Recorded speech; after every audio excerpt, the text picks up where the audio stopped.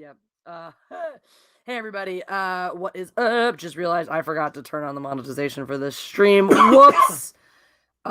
Probably going to want to monetize it. Maybe. That would be good. Does that mean I wasn't able to receive super chats for it while that was off? You can still super chats while it's Okay. off. It just means the ad revenue. Right. Okay, you have to actually actively disable super chat separately. Right. I was just making sure. I was like, that'd be retarded. I don't know if we got any or not. Super chats, pre-super chats. Oh, did I get pre-super chats? No, earlier in the week. Like you don't always do this. I usually remember to turn on the ad thing, but we'll find out if we got any pre-super chats. I'm thirsty, so I am thirsty too. It is Thursday. Yeah. We're drinking champagne because it's the fucking holidays. We do have at least one. It looks like so. Yeah. This is not made for kids. Fuck you. It is never made for kids. Do you guys like my Hanukkah themed thumbnail, by the way?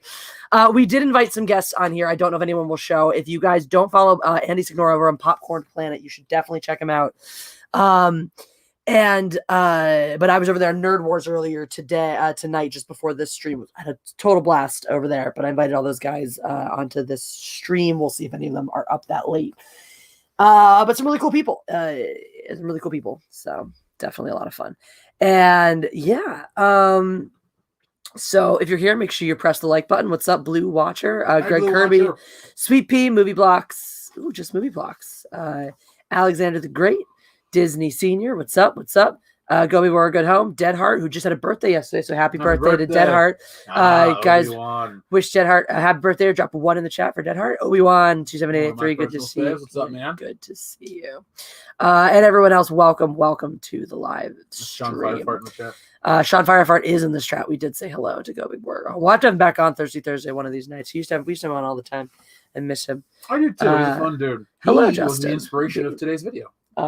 Remember I talked about the war footage that I told you? Yeah. The voice in my head that I was trying to mimic was one of his. The way he does this. Yeah, just like, I can hear the voice he does. Wish I could call him up and get him to record this for me real quick, but he's probably works. Sup, Brenda? Sup, Rhino? Xenomorph Skull Hunter? What's up, everybody? Just joining us. Hello. We did have a super chat rolling from Greg Kirby prior to the stream starting, so we get to drink some of our bubbly.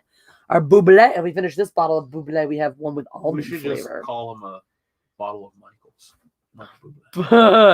Greg Kirby says, happy Hanukkah. After 5 years, woke has changed. People hating on woke now defend it? Why? What has changed? Pointing out woke now gets you shamed. Yeah, I don't know. Who flipped? Anybody notable flipping the script on you? I'm curious, but I'll drink for that for sure. I definitely did. It was funny. We didn't even say the word woke on the podcast once. Tight. Alexander the Great says, how was glitter, Jeff? Better than 97th time. We didn't toast the first time, so I was just trying to do that post toast. Yeah, it's better when you watch it constantly every day than if you don't watch it. So everyone watch it constantly. Dead Heart woke today, so tell us what that's like. You can hang out with Social Justice Jesse. The only woke that happened here was I woke up. I did that too. Yeah. That happened. And then we had a fun walk. So we went to Party City because we were going to get some Christmas decorations, and we ended up getting nothing except 3 things: hats, and mostly New Year's things. Yeah. We got hats for us, hats for the cats, and we got some little ornaments, little tiny ornaments because they had dog shit. So we went on this fairly long walk to do specific things and couldn't get any of it. So we just kind of walked back empty-handed and disappointed. But the nice part, Jesse, was how fast we walk these days. It's true. I feel very good. We're pretty talented. The talented Mr. Ripley. You're a talented Mr. Ripley. I don't think I want to be, because that's not a nice thing to be. You're right. One day you'll watch that film. I do know a little bit about it. Someone is asking if I designed the shirt. I actually didn't design it. It is my shirt, obviously. It is me on it. This awesome dude called Cody Sider does a lot of my graphic design stuff because he's just awesome. And so back when Fifi's, I still remember the live stream this was created. It was my most butthurt live stream ever, where I was in Texas and I was supposed to go to dinner with these people, a group of referees, including the guy who was, he was the one who invited me, the guy who was running the tournament. He was going to show us all his club afterwards and have this nice night. And I said, okay. So I was headed back to the hotel and I said, he said, about what time? He said, maybe around here or there or whatever. I'll just text you when we're outside. I said, okay. You got my number, no problem. I don't hear from him. I text one of my other friends who I text George Porter. This is the night Porter got his nickname, by the way. I text Porter. I'm like, hey, do you have dinner plans? Because I think I got ditched. And he turns out was with the group that ditched me. He's like, yeah, what's here? I was like, oh, yeah, that was the group I was supposed to be with. So, and the person who ditched me felt very, very bad about it, purportedly. And whatchamacallit. But George Porter, being the good person that he is, felt bad for me. While everyone else was gallivanting and having a nice time, just decided I'll just do a fucking live stream because I'm not doing anything else. Just did an impromptu Saturday Night live stream, which ended up being one of my most lucrative ones to date. And George felt bad. He was like, what can I get you from, we're at Target, what can I get you booze-wise or anything? And I was like, I don't care. And he showed up with a bottle of sweet, sparkling red wine and got named Gandalf. Demonstrated that the internet will ship literally anything because there were definitely people shipping us by the end of that stream, and it was weird. And it's funny, the only shipping that came true in any of this was us. Who else was I shipped with? Jeremy. There was that fucking rumor. That was the most retarded thing ever. That's my favorite one because it's so wrong. It's so stupid. Like, why would I laugh at that if it was a real? You guys hear this right? The rumor was I was having an affair with Jeremy. And the reason the High Council broke up was because Jeff and I got together, thus ending the ongoing affair I was apparently having with Jeremy, in spite of the fact that he lives in Florida and I live in California. And the High Council, that happened before we ever got together. Like that. So we banged, but like we weren't a couple. We weren't a couple at all. I think I heard more about the High Council dissolution, all that shit going on from Jeremy at that point than I did from you. So I don't think we were at the point yet where you were like, tell me about your business. And Jeremy and I were very close friends. But yeah, apparently the rumor was we had an affair and then Jeff and me dating ended it. And Jeremy was butthurt that he couldn't sleep with me anymore. So he bounced out of the High Council. Yeah, I love... Now, That's my favorite. Those make me laugh. Like, I enjoy those because they're so off. Oh, there's the Jesse and Anna ones all the time. There's the Jesse is a lesbian and pining after Anna, and Anna's a lesbian pining after Jesse. Well, I mean, I hear the two of them talk off air, and that's completely inaccurate. Talk about how much we want to bang. Literally, like one of the first streams the first time I was ever down at her place, the stream we did was us getting drunk and talking about how much, like, the guys we found attractive. It was comparing notes and seeing if we liked the same kind of guy. But yeah. So, Sweepy says, I can see Jesse and Anna together. Oh, God. I mean, like, we have that kind of broship that, like, when you're opposite sexes, usually attract. Like, Jeff and I have that kind of broship, too, and he's a dude and I'm a chick, and I like dudes and he likes chicks, so we bang, and it's great. It really is.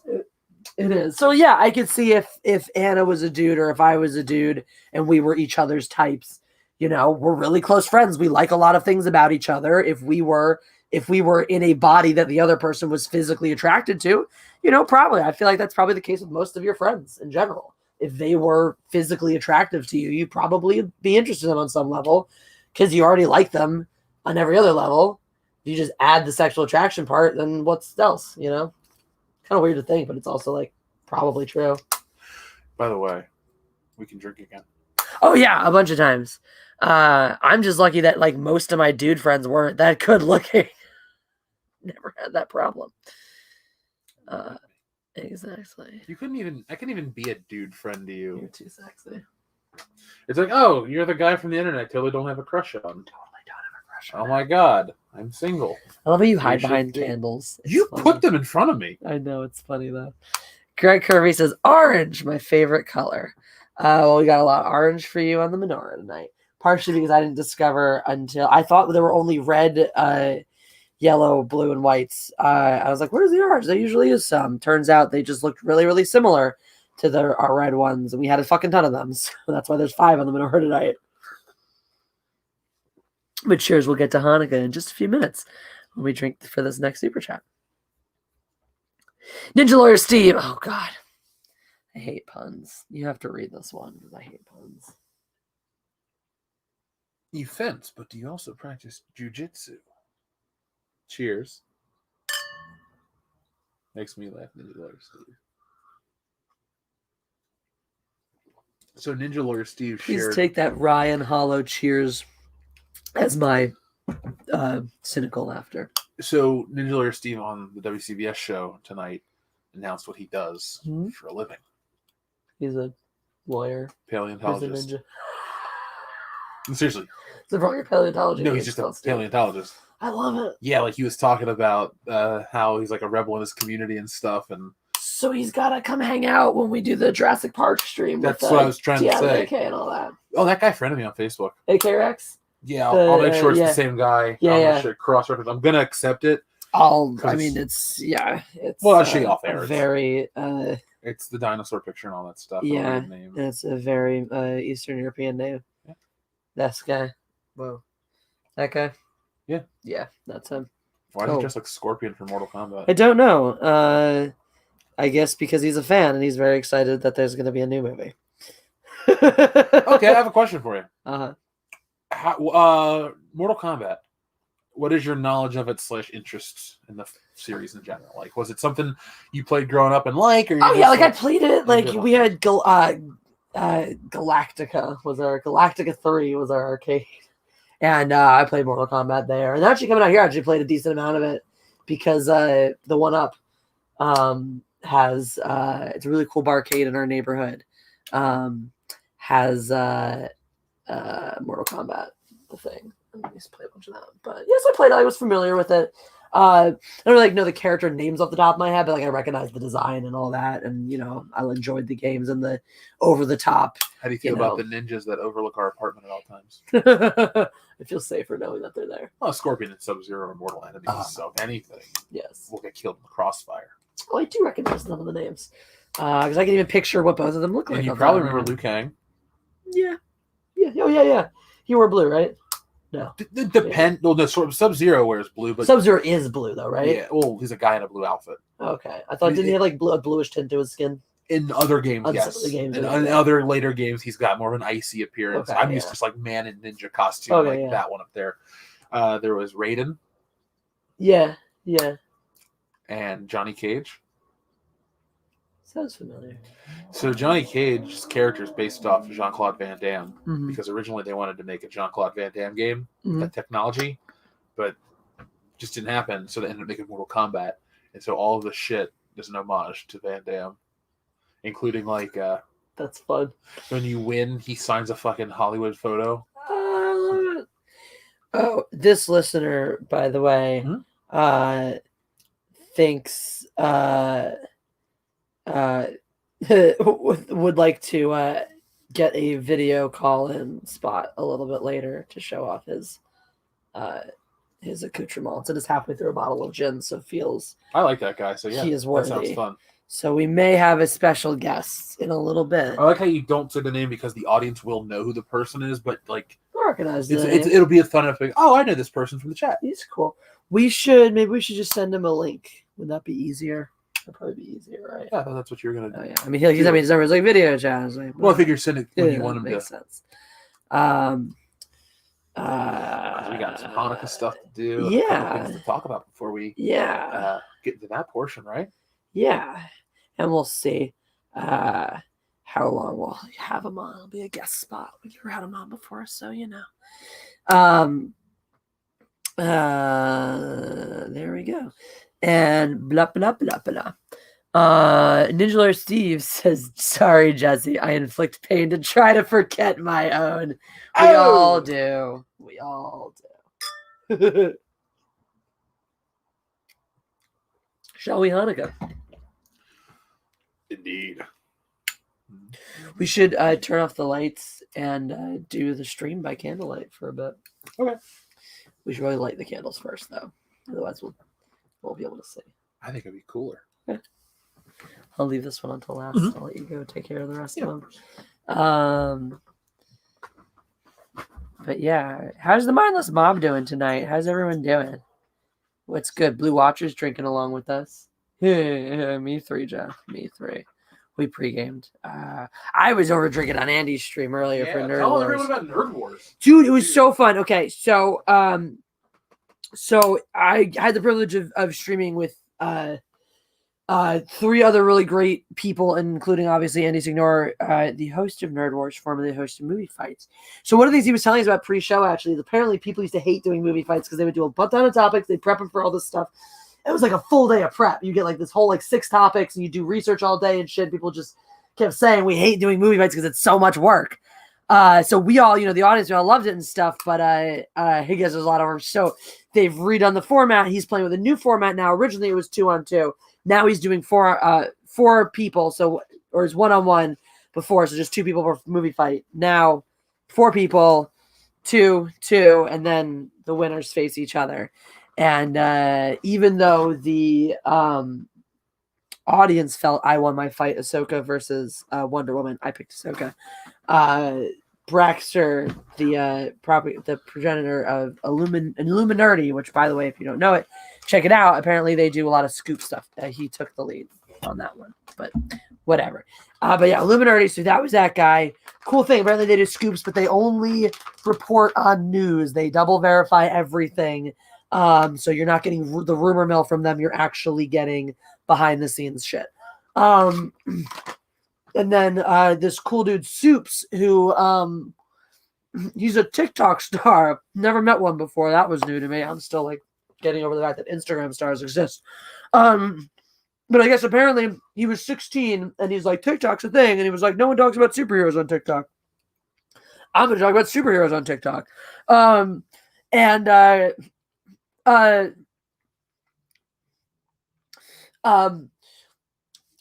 Took off and blew up doing that. Is now like has a YouTube channel as well. So he's over there. I think he's just Soups, SUPES.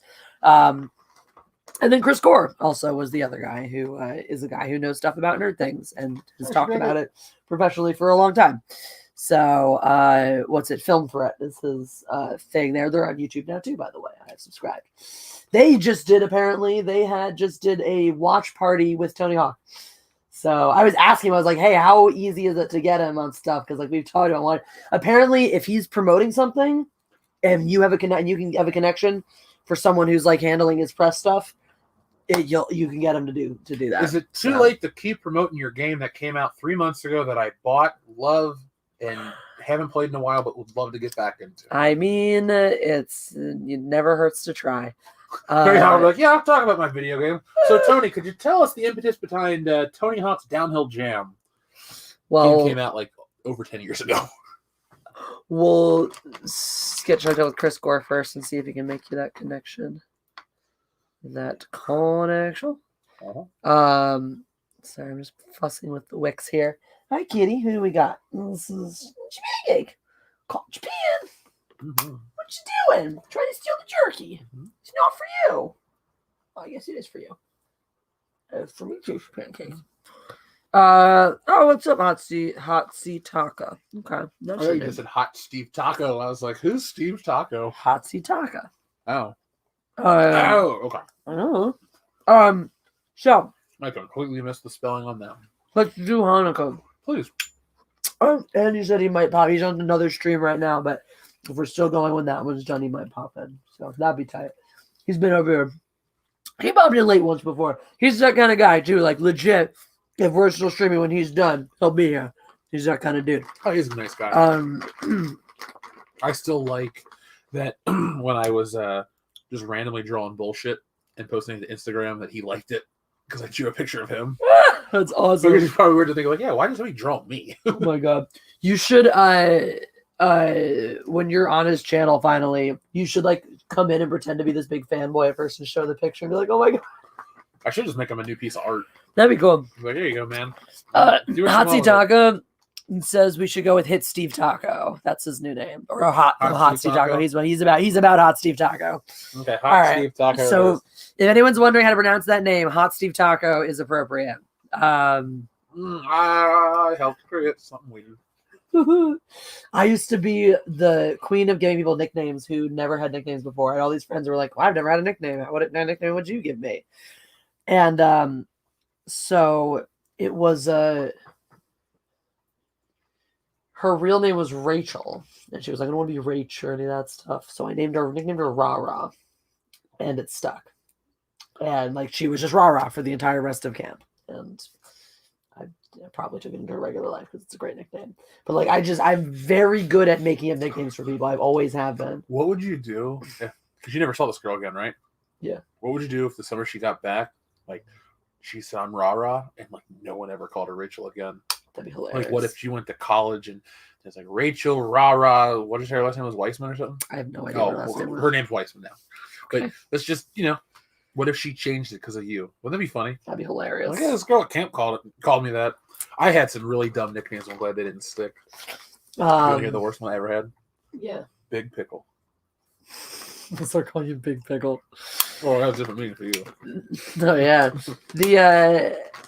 I've never had a lot. I had a friend who used to call me Stone. That was kind of cool. And I had. That was funny too, because I was in 8th grade, he was in 7th grade, and it became this running joke that he had a crush. Like everyone knew he had a crush on me, but he was like scared of it. It was one of those things where it was like he had a crush on me, but he thought of me as this like upper, like older person that he would like, kind of the way you look at a celebrity, where like you don't really like when you love a celebrity, but you don't really want to meet them. Where it's like he had a crush on me, but he never really wanted to do anything about it. Mm-hmm.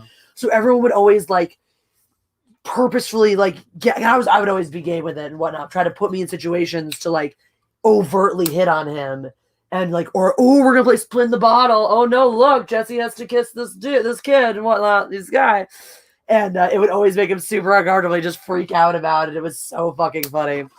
It was hilarious.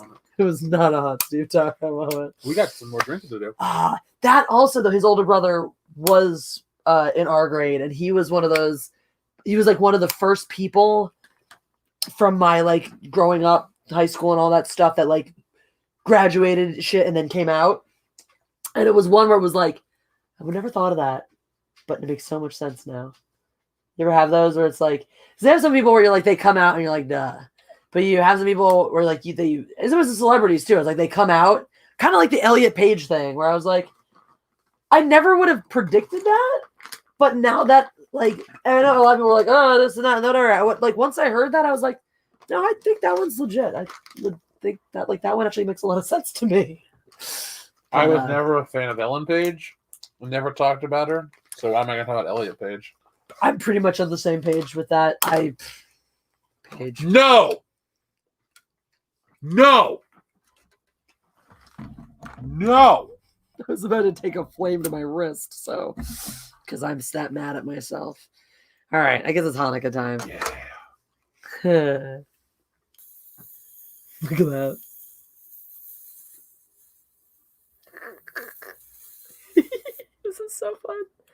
Oh no. Fire. Destroy all you've got. Okay.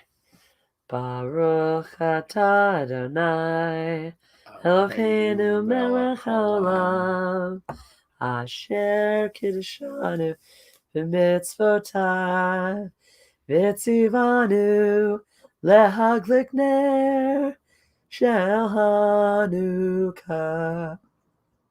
Baruch atah Adonai Eloheinu melech haolam she'asa nisim lavoteinu bayamim hahem bazman hazeh. Right. Time to light.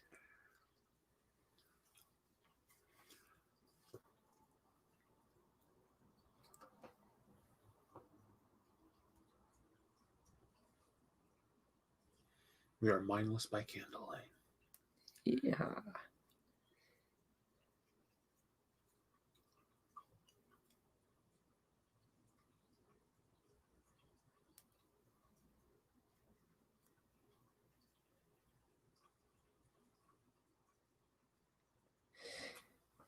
Right. Happy Hanukkah.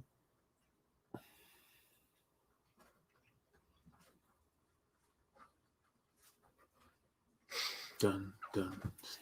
That's freaking crazy. Nice. It'll take. Oh no, you lost that.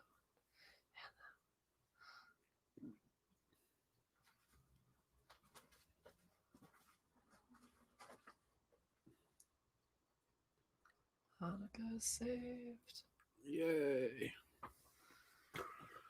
So, I know a lot of people joke, but some of my first Hanukkah awareness comes from Rugrats and Adam Sandler.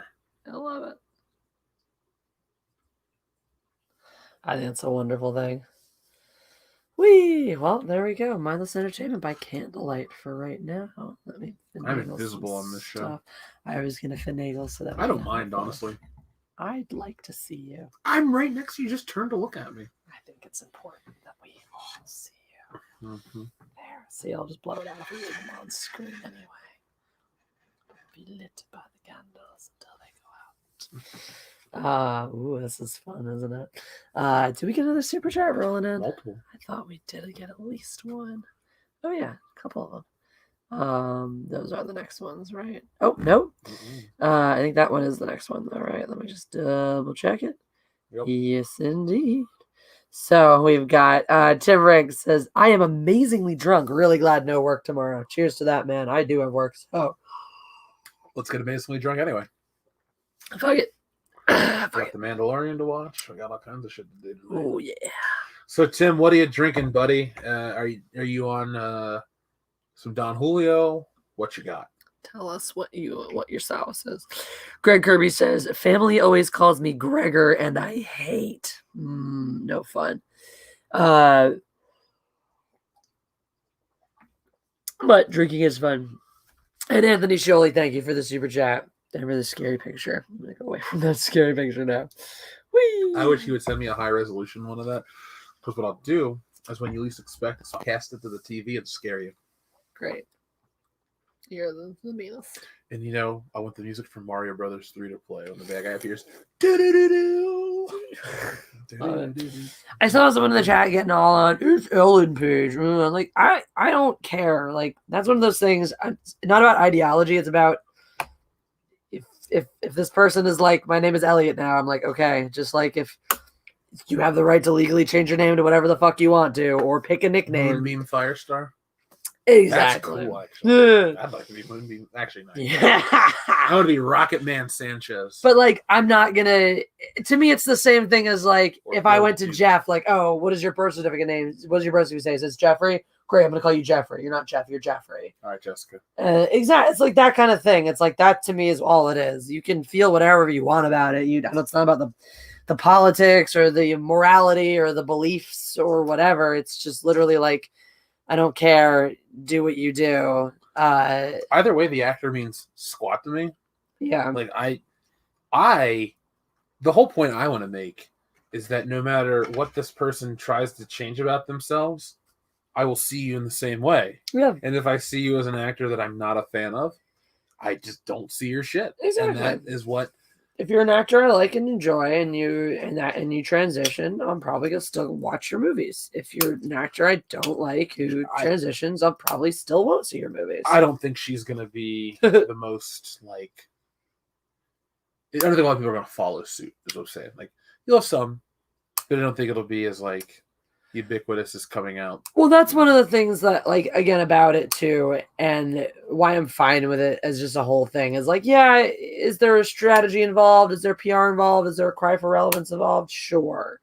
But like I said, it was one of those things where, like, when you heard about it, I didn't go, oh my God, no way. I was like, no, that actually kind of makes sense. Like, if you really think about it, it makes sense. And the whole thing is, I just don't care, Remember the Ellen Page video game? No. Yeah, it was her and Willem Dafoe, and people were hacking the game and getting like the nude model. She was freaking out over it. It's like, of all the actors to do that to, Ellen Page is the one that you're gonna like, one, hack a game to get a nude model of, and two, Ellen Page is gonna get upset over a video game version of yourself. It's right, like chill, lady. You're not that special. No, I always found her to be overrated as an actress. I think the first thing I saw her in that I didn't hate her in was Inception, and that like is one of the only things that I don't hate her in general. Yeah, because I mean, Inception's a solid movie, and no one in it is doing a bad job. That's also for me like the first time she actually played like an adult, you know, not Juno. And yeah, and she just like she was not nearly as annoying. What the hell else was she in besides Juno and Inception? I can't. I know she's in X-Men. I hate her in that. Oh yeah, she was Kitty Pryde. Oh my god. Movie Box Productions AK is now. Oh, what the fuck? Hold on. Oh, copper. What? Oh, Okapranov fighting stand Andy. Are you drunk, Movie Blocks? That stays for 90 days, dude. Yeah, careful, because that's your name now. I got this from Nick. Should we get this for Christmas, Jesse? Oh, Caprano fighting a Standy Andy. Okay. Should we get that for who? For Christmas. Oh, yeah. For us? Yeah. Yeah, probably. We're all very... That's a great... You might regret this point that you've just made, Movie Vlogs. What? I'm sorry. You may regret this point you've just made. Oh, Caprano fighting a Standy Andy. If you're trying to make the point of, I will change my name, and I can be whatever I want, and we'll just call me that. It's a wonderful point to make because we will call you O Caprano fighting Standy Andy. But you're gonna have to live with that for a little bit. I'm not gonna remember it, so it's Optimus Prime guy. That's what it always is to me. So it's the Optimus Prime guy. I'm just gonna. Oh, he said I wasn't trying to make a point. To be honest, I just wanted to change my name. Oh, okay, well, if that's what you wanted your name to be, then tight. It just seemed funny. Are you drunk? Oh, Caprano fighting a Standy Andy. Look how even they're burning tonight. I'll just call you. Oh, it's weird after all the nights of. It's like the craziness. It's like symbolic of the story almost. It's weird. It's Herschel. The spirit of Herschel is with us. Your goblins are over there. Who are you calling goblin? You pancake. Yeah, I was the little one with the wings who got crushed like a boiled egg. Or I saw a boiled egg get crushed. Thought it was a rock. Sounds like a thing Spush would do. No, for sure. Spush's brain is a soft boiled egg. Yeah, it's funny, Papa, because it's runny and stupid, like an egg. I didn't think eggs were stupid, but hey. Well, they're not that smart, are they? I don't know. When you're called an egghead, what does that mean? It means you're a smart guy. Yeah, but eggs don't think. They have life inside your pancake. Yeah, but it's not when you eat them. That's what you're eating.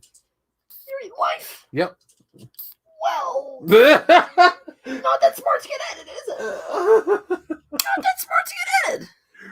Well, shit, pancake. He actually thinks we're talking to him because he hears the voice, and then I'm talking back, and he's like staring, like, what? He also hears us. True. I love this thing. It's so fun. Until his eye goes back to normal, he still looks like the grandpa from Three Ninjas. Hold on, I gotta show you what I mean. I feel like we should turn a little bit of real light back on. Okay. I mean, it's up to you. It's your show. Okay. It is my show. One soul, please. Jane of my sword has So many do you see what I mean about swords. your pancake's eye? Hard as sword. Feeling the grandpa from Three Ninjas? Yeah, I see what you mean. I like that actor. I love that cat. Wait, there was a Three Ninjas video game? No. That's a lie. The ninjas are a lie. Oh my god, there was. You are a lie. Do you remember the Three Ninjas names? No. Oh, right. Yeah, guys, if you like this shirt that I'm wearing that you can't see anymore, or you can still see it. No one cares about movies. So anyway, that whole point was that night was that we made a fifis and about hurting someone's fifis and stuff and getting you right in the fifis, and no one cares about your fifis. We came with these two shirts, and that Cody Sider guy designed them, and that was the point of that story. And you can buy them from my Teespring. You can also dance if you want to. You leave your friends behind. But if your friends don't dance, and if they don't dance well, they're no friends of mine. Yeah, we can dance. Doing it pole to pole. I pressed the like button. Speedy was there for the Fifis. Speedy was there for a lot of the good shit. She's been around a while. That was a fun night. Yeah, I was retelling that. That was fun. Hey, Paul Otis, what's up, dude? Good Thanks for all the support, man. Hey, look, it's Spider-Man. What's up? Is that Canadian Spider-Man? Did he change his name?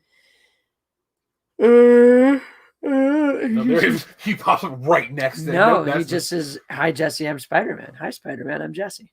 You know that, obviously. What is Fifi's? It's like feelings, but cuter. Yeah. The first person I ever heard say it was that umbrella guy, Tugs. No. Because I'm one of those people that was very opposed to shortening words to be ironic. Because remember when people used to stop cussing midway through? Like, what the fuck? Like that.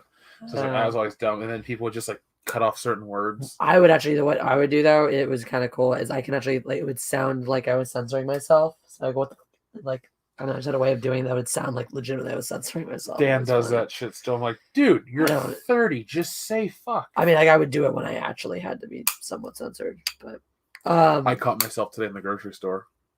We were talking about something, and I was like, ridiculous. So because there's a kid right there, I was like, I do have to, I do care. Tim Riggs is gonna go watch Die Hard. I want to let you guys know I really appreciate what you do.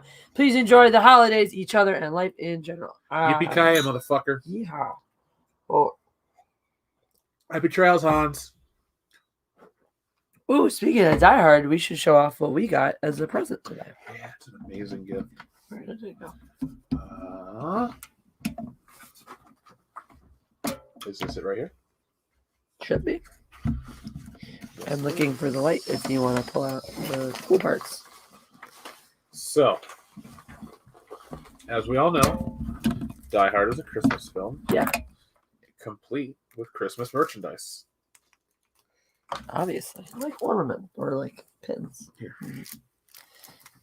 Pins! Yay!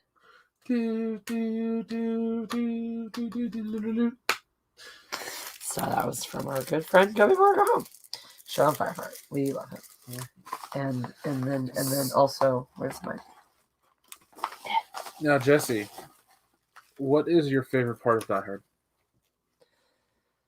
We never talk about the film. We just both acknowledge it's a Christmas movie and we both love it. That's true. I really like when Hans is pretending to be Bill Clay. Yeah. Clay. I just enjoy like the faces he makes and like how bad he is at it. But how he's God, no, you're one of them. But how he gets away with it anyway.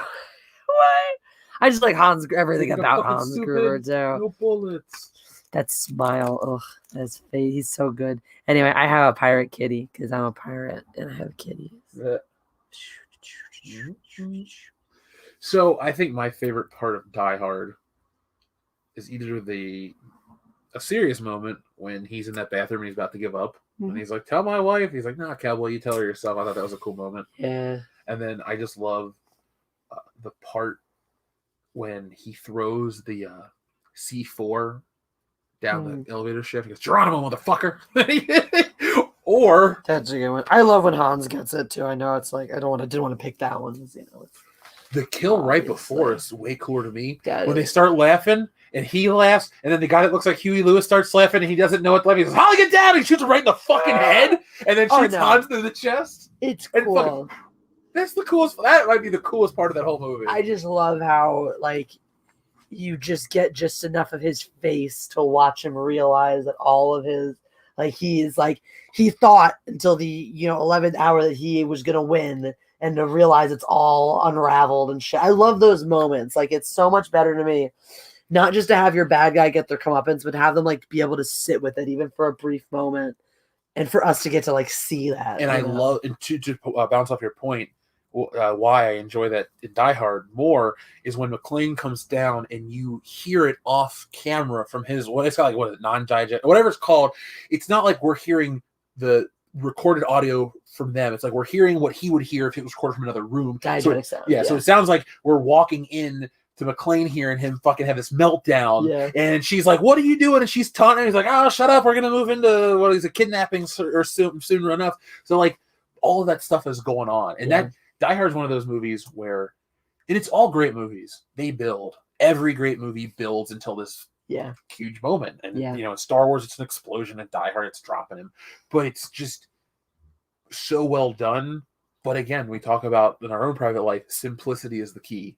Die Hard is a simple movie, but it has a lot going on. It is. Yeah. And that's why, I mean, that's one of the things is like people want to get all fancy and complicated and try to reinvent the wheel with movies and shit. Pick a simple plot. Pick a basic, simple, cliched plot. And don't second guess it. Populate your story with things, If you wanted to break, like I'm writing a movie right now, working on a movie script. I'm very, very proud of the story I'm crafting. If you break my story down, though, it's just a rise and fall of a criminal who gets the girl and has adventures and has to make difficult decisions. There's nothing you haven't seen before, but I'm packaging it into something you haven't seen. I'm what makes my story different is not the story that I'm telling. It's who I'm telling, whose eyes I'm telling it through. It's the details that I'm adding to it. It's a period piece. It's told from the perspective of a Jewish man who's fled Bavaria during the rise of Nazism and comes of age in New York City, dealing with the same level of prejudices in different packages out here. And so those elements, the Jewish identity that weaves its way into it, the mob that weaves its way into it, the complications of, the nobility versus the morality, because it's the backdrop is a time in New York City when the mayor went to Meyer Lansky, the one of the most notorious mob leaders, and asked him to keep the German American Bund, the American Nazi sympathizers, off his streets, and authorize anything short of lethal force, basically. So we're going to look the other way if you guys want to rough him up, beat him up and whatnot. So there was a nobility in this mob life, and then there was also the savagery of Murder Inc., which was in its heyday at the same time, where you're talking about guys who wouldn't even get the name of their mark. They just get the information they need to know to find them, put on a train, go to another city, kill a guy, come back, be home in time for dinner, and no one even knew they were gone. Like, so you have all of those details are what influence and add the richness to the story I'm telling. So those things that complicate it and make it, add those layers. The story itself is very simple. It's very basic. It all comes down to, your basic tropes, your man versus self, man versus environment, man versus man. Are you telling a hero's story? Are you telling a redemption arc? Are you telling a tragedy? Mine's a tragedy, because someone has a rise and they have a fall. And these are all very basic things, I'm not trying to reinvent how to tell a tragedy. I'm not trying to reinvent how to create a tragic hero. I'm just adding details about my tragic hero to make him a person whose story's never been told before. That's it. So I'm just laughing at movie blocks because he's back, by the way. Oh, no, I'm not worried about that. Just the Die Hard stuff. The Die Hard stuff. Yeah. I was pulling out the phone, trying to see if Die Hard on 4K was available. Mm-hmm. For some reason, it's sold out on Amazon right now. So we should maybe go to Best Buy this weekend to pick up a copy. Because I thought we were going to go back to Ohio and I was going to bring out Die Hard. Mm-hmm. Don't have a copy. Mm-hmm. We do. That's important. Remember, that's very important. Top 10. That's number 3. I'm going to scroll the PO box down here, guys. If you want to send us a copy of Die Hard in 4K, that's tight. Let me drop that down there too. Yeah, this time of year, if you guys want to shoot us any, things, because Christmas. There it is. There. Send us Christmas candy corn. You should not do that. You should definitely not do that. And we'll send you Lando. Oh, let me bring this back up here, though. Jody's Corner says, what's up, y'all? You killed it on Andy's stream, Jesse. I agree with like 90% of what you say about topics. Happy holidays, peeps. Thank you so much, Jody's Corner. That is really great to hear. I don't know if anyone else was over on Nerd Wars earlier over in Popcorn Planet with Andy Signor, but we had a great time. It was an amazing stream. Met some really cool people. So hopefully, hopefully I will get to talk to some of those guys again because we had a great time. Hot Steve Taco, no candy corn, please. Disney Senior says, come and get me, cat. The mouse is in the chat. All right, let's play the game. Does anyone know which cat this is? Which cat is this cat? Which cat is this cat? Which he looks cat terrible on is camera, by this the way. cat? Ouch. I don't think that's true. Anyone know? Anyone know? Furry belly. Who's this boy? Hey. Wow. Goddamn. I guess he's as recognizable to everyone else as he is to us. Everybody got it right. Except for Paul Otis. The first 3 people nailed it. Yep, that was Lando. The funny thing is with the cats, if you can't tell by their looks, you can tell by their behavior. The way they choose to perch or announce themselves. Well, they can't smell them. So. Han and Lando usually stink. When they come from back there, you can tell. Yes, definitely. Well, Lando, you can tell because he freaking digs in it forever and ever and ever. Han usually has the worst breath. Han's a stinky cat. Of all the cats, he's the stinkiest. We'll just have to get a bath against it. Yeah, really. He needs an oatmeal bath. He needs to soak for a while to really get it in there. He's got that thick fur. He's got to... Definitely. You got to clean him. Yeah. Got to take good care of the cat. The maintenance is important. Do you get to drink yet? I don't know. The movie block says, I don't know, Lando just a look in his eyes. Yep, that's it. He's got that look. Oh, shit. Just as I said that. Wow, speak of the devil. Yeah, it's from Dr. Coffinails. Oh, he says, sorry I'm late. Had to have Cecil sing happy birthday to me. It's a tradition for 3 years now. Fantastic. Well, happy birthday, dude. Or happy getting Cecil to sing happy birthday to you. That's phenomenal. I believe he said his birthday is on Monday. So happy early birthday from all of us here, Dr. Coffinails. Cheers. Happy early birthday, dude. My gift to you will be positive thoughts. And I don't know, hit me up if you need anything. True. Also that. Lando is wise. Lando is wise. Lando is cautious. Lando is wise. Hotzi Taco says Lando's a boss. Hot Steve Taco is incorrect. Lando is the beta of all the cats. He kind of is, though. He used to eat his meals in the cat box on top of the cat tree. He voluntarily chose to come eat it with the littles. He wants to eat with them instead. So now Han gets to go up on the perch, which is hilarious because Lando used to either wait to be airlifted up like a little prince or just hop up himself. Han gets confused every single time and also can't just jump from the ground to the thing. He has to jump onto the table and then from the table on top of the dresser and then from the dresser over or on the platforms on top of the cat tree to jump down to get into the cat box to get to his food because he's a moron. A mortician? A moron. Hot Steve Taco says Lando plays 4D chess. Sometimes I think he does, though. Sometimes I do think he does. 4 times the dumbass. All right. Should we see what our dapper friend is up to? Yeah. I'm still amazed, Jesse, with the consistency of the burn on these candles. It's really weird. Y'all were on Tuesday when they were all fucking. You're going this way? We had the one that was the day we had the crazy one. Yeah, and I caught like 4 on fire at once or something? Yeah. I'm finally feeling a little bit of our pre-gaming. Me 3. Thursday, or last Thursday, the first Thursday, we just had 2 candles, and they, or whatever. But yeah, this is so unsettlingly even. I've never got to ask you this live. What are your thoughts on Adam Sandler's Hanukkah song? And do you think it does good for... I love all of them. I think they're so fun. And yeah, I do. I think it's cool because there are honestly, there are people in that song that I don't realize were Jewish. Yasmin Bleeth from Baywatch is Jewish. Yes, her boobs are real. Doesn't he put in Harrison Ford being half Jewish in one of them? One of them, but I only One of the know later part ones. 2 very well. Because that was where I learned that Harrison Ford was half Jewish. All right. Hey, look, she has a new story. Good. My cousin has a new story, which means she didn't die of COVID. So that's good. Good. All right, let's shoot a link over to our dapper friend. Man, the text on your Facebook is so big. I could read that from the bathroom. It's just how it is. I didn't do anything to it. Actually, your browser zoomed in. That's why. Oh, okay. Is it across the board?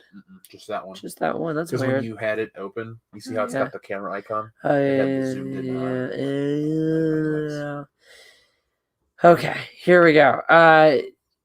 Sarun House Rounded says, have you gotten around to watching Spitting Image of the movie Freaky? I called it with Ahsoka series and Sebastian Stan, as Luke is popular.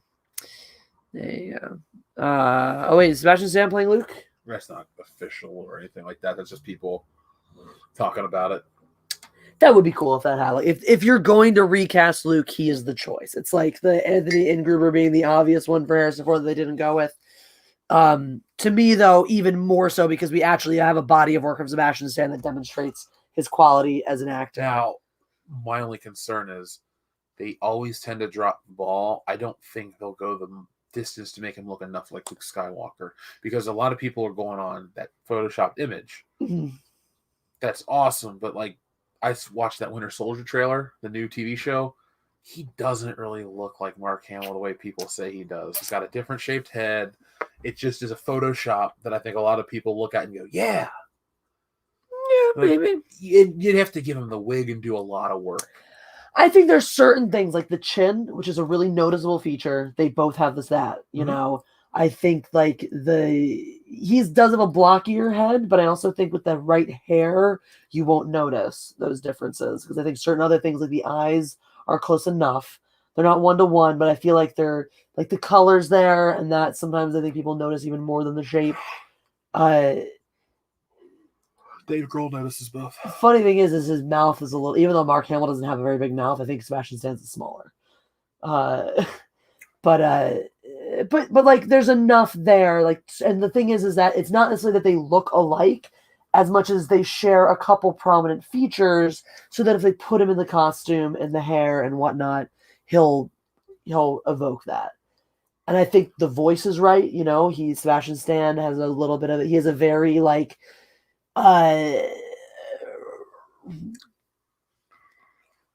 relatable sounding voice, like in the way that Luke's is a very like they don't sound the same, but I think they do the same thing, and they have a very like every guy, like regular guy sounding. They're both a little like, you know, tenor over bass, but not alto, kind of. Like there's enough. Again, there's like I'm not saying it's 1-to-1, but there's enough there that I think if you put him in it, it would work. Now, the one thing I want to see with Luke Skywalker, which most people are going to forget about, I don't need to see him with lightsabers and all this shit.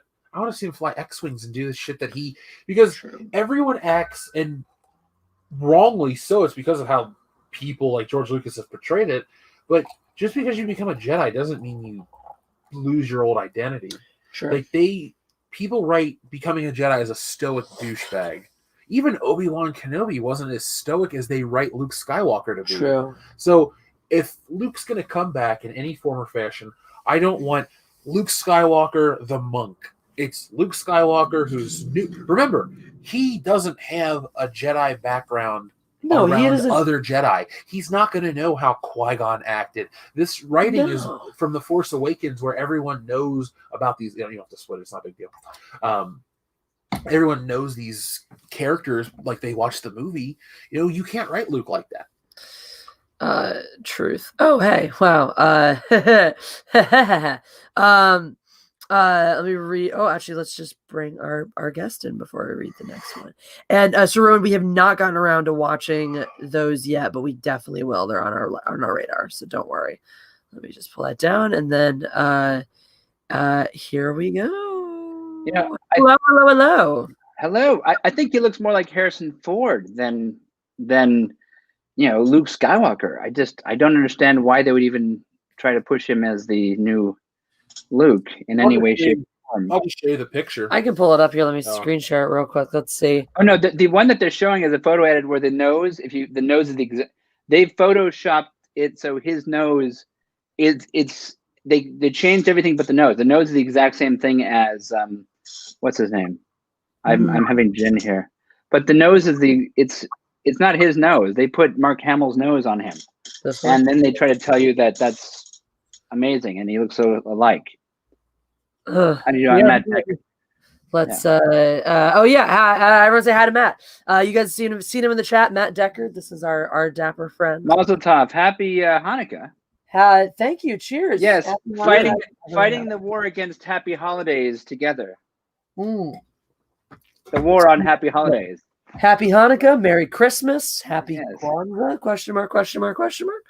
All right, so let's see. This is the I think you were right, actually, now that you pointed that out, about them just artificially imposing a nose. They added it's Mark Hamill's nose on top of him, and it's just like, you guys are telling people this is the same. He looks so, it's like, no, it's not, and it's obvious. I think so too. When you look at it, you can see where this has been superimposed on top of it in the image. And even I think they've actually done it in some of these other ones too. Like here, I think they might have. It looks a little funky, like some maybe brushed around with it too. But even here, where less has been done, you can see they're not 1-to-1. Like you can see here. You know what I would accept is you with a deep fake as Mark Hamill over this.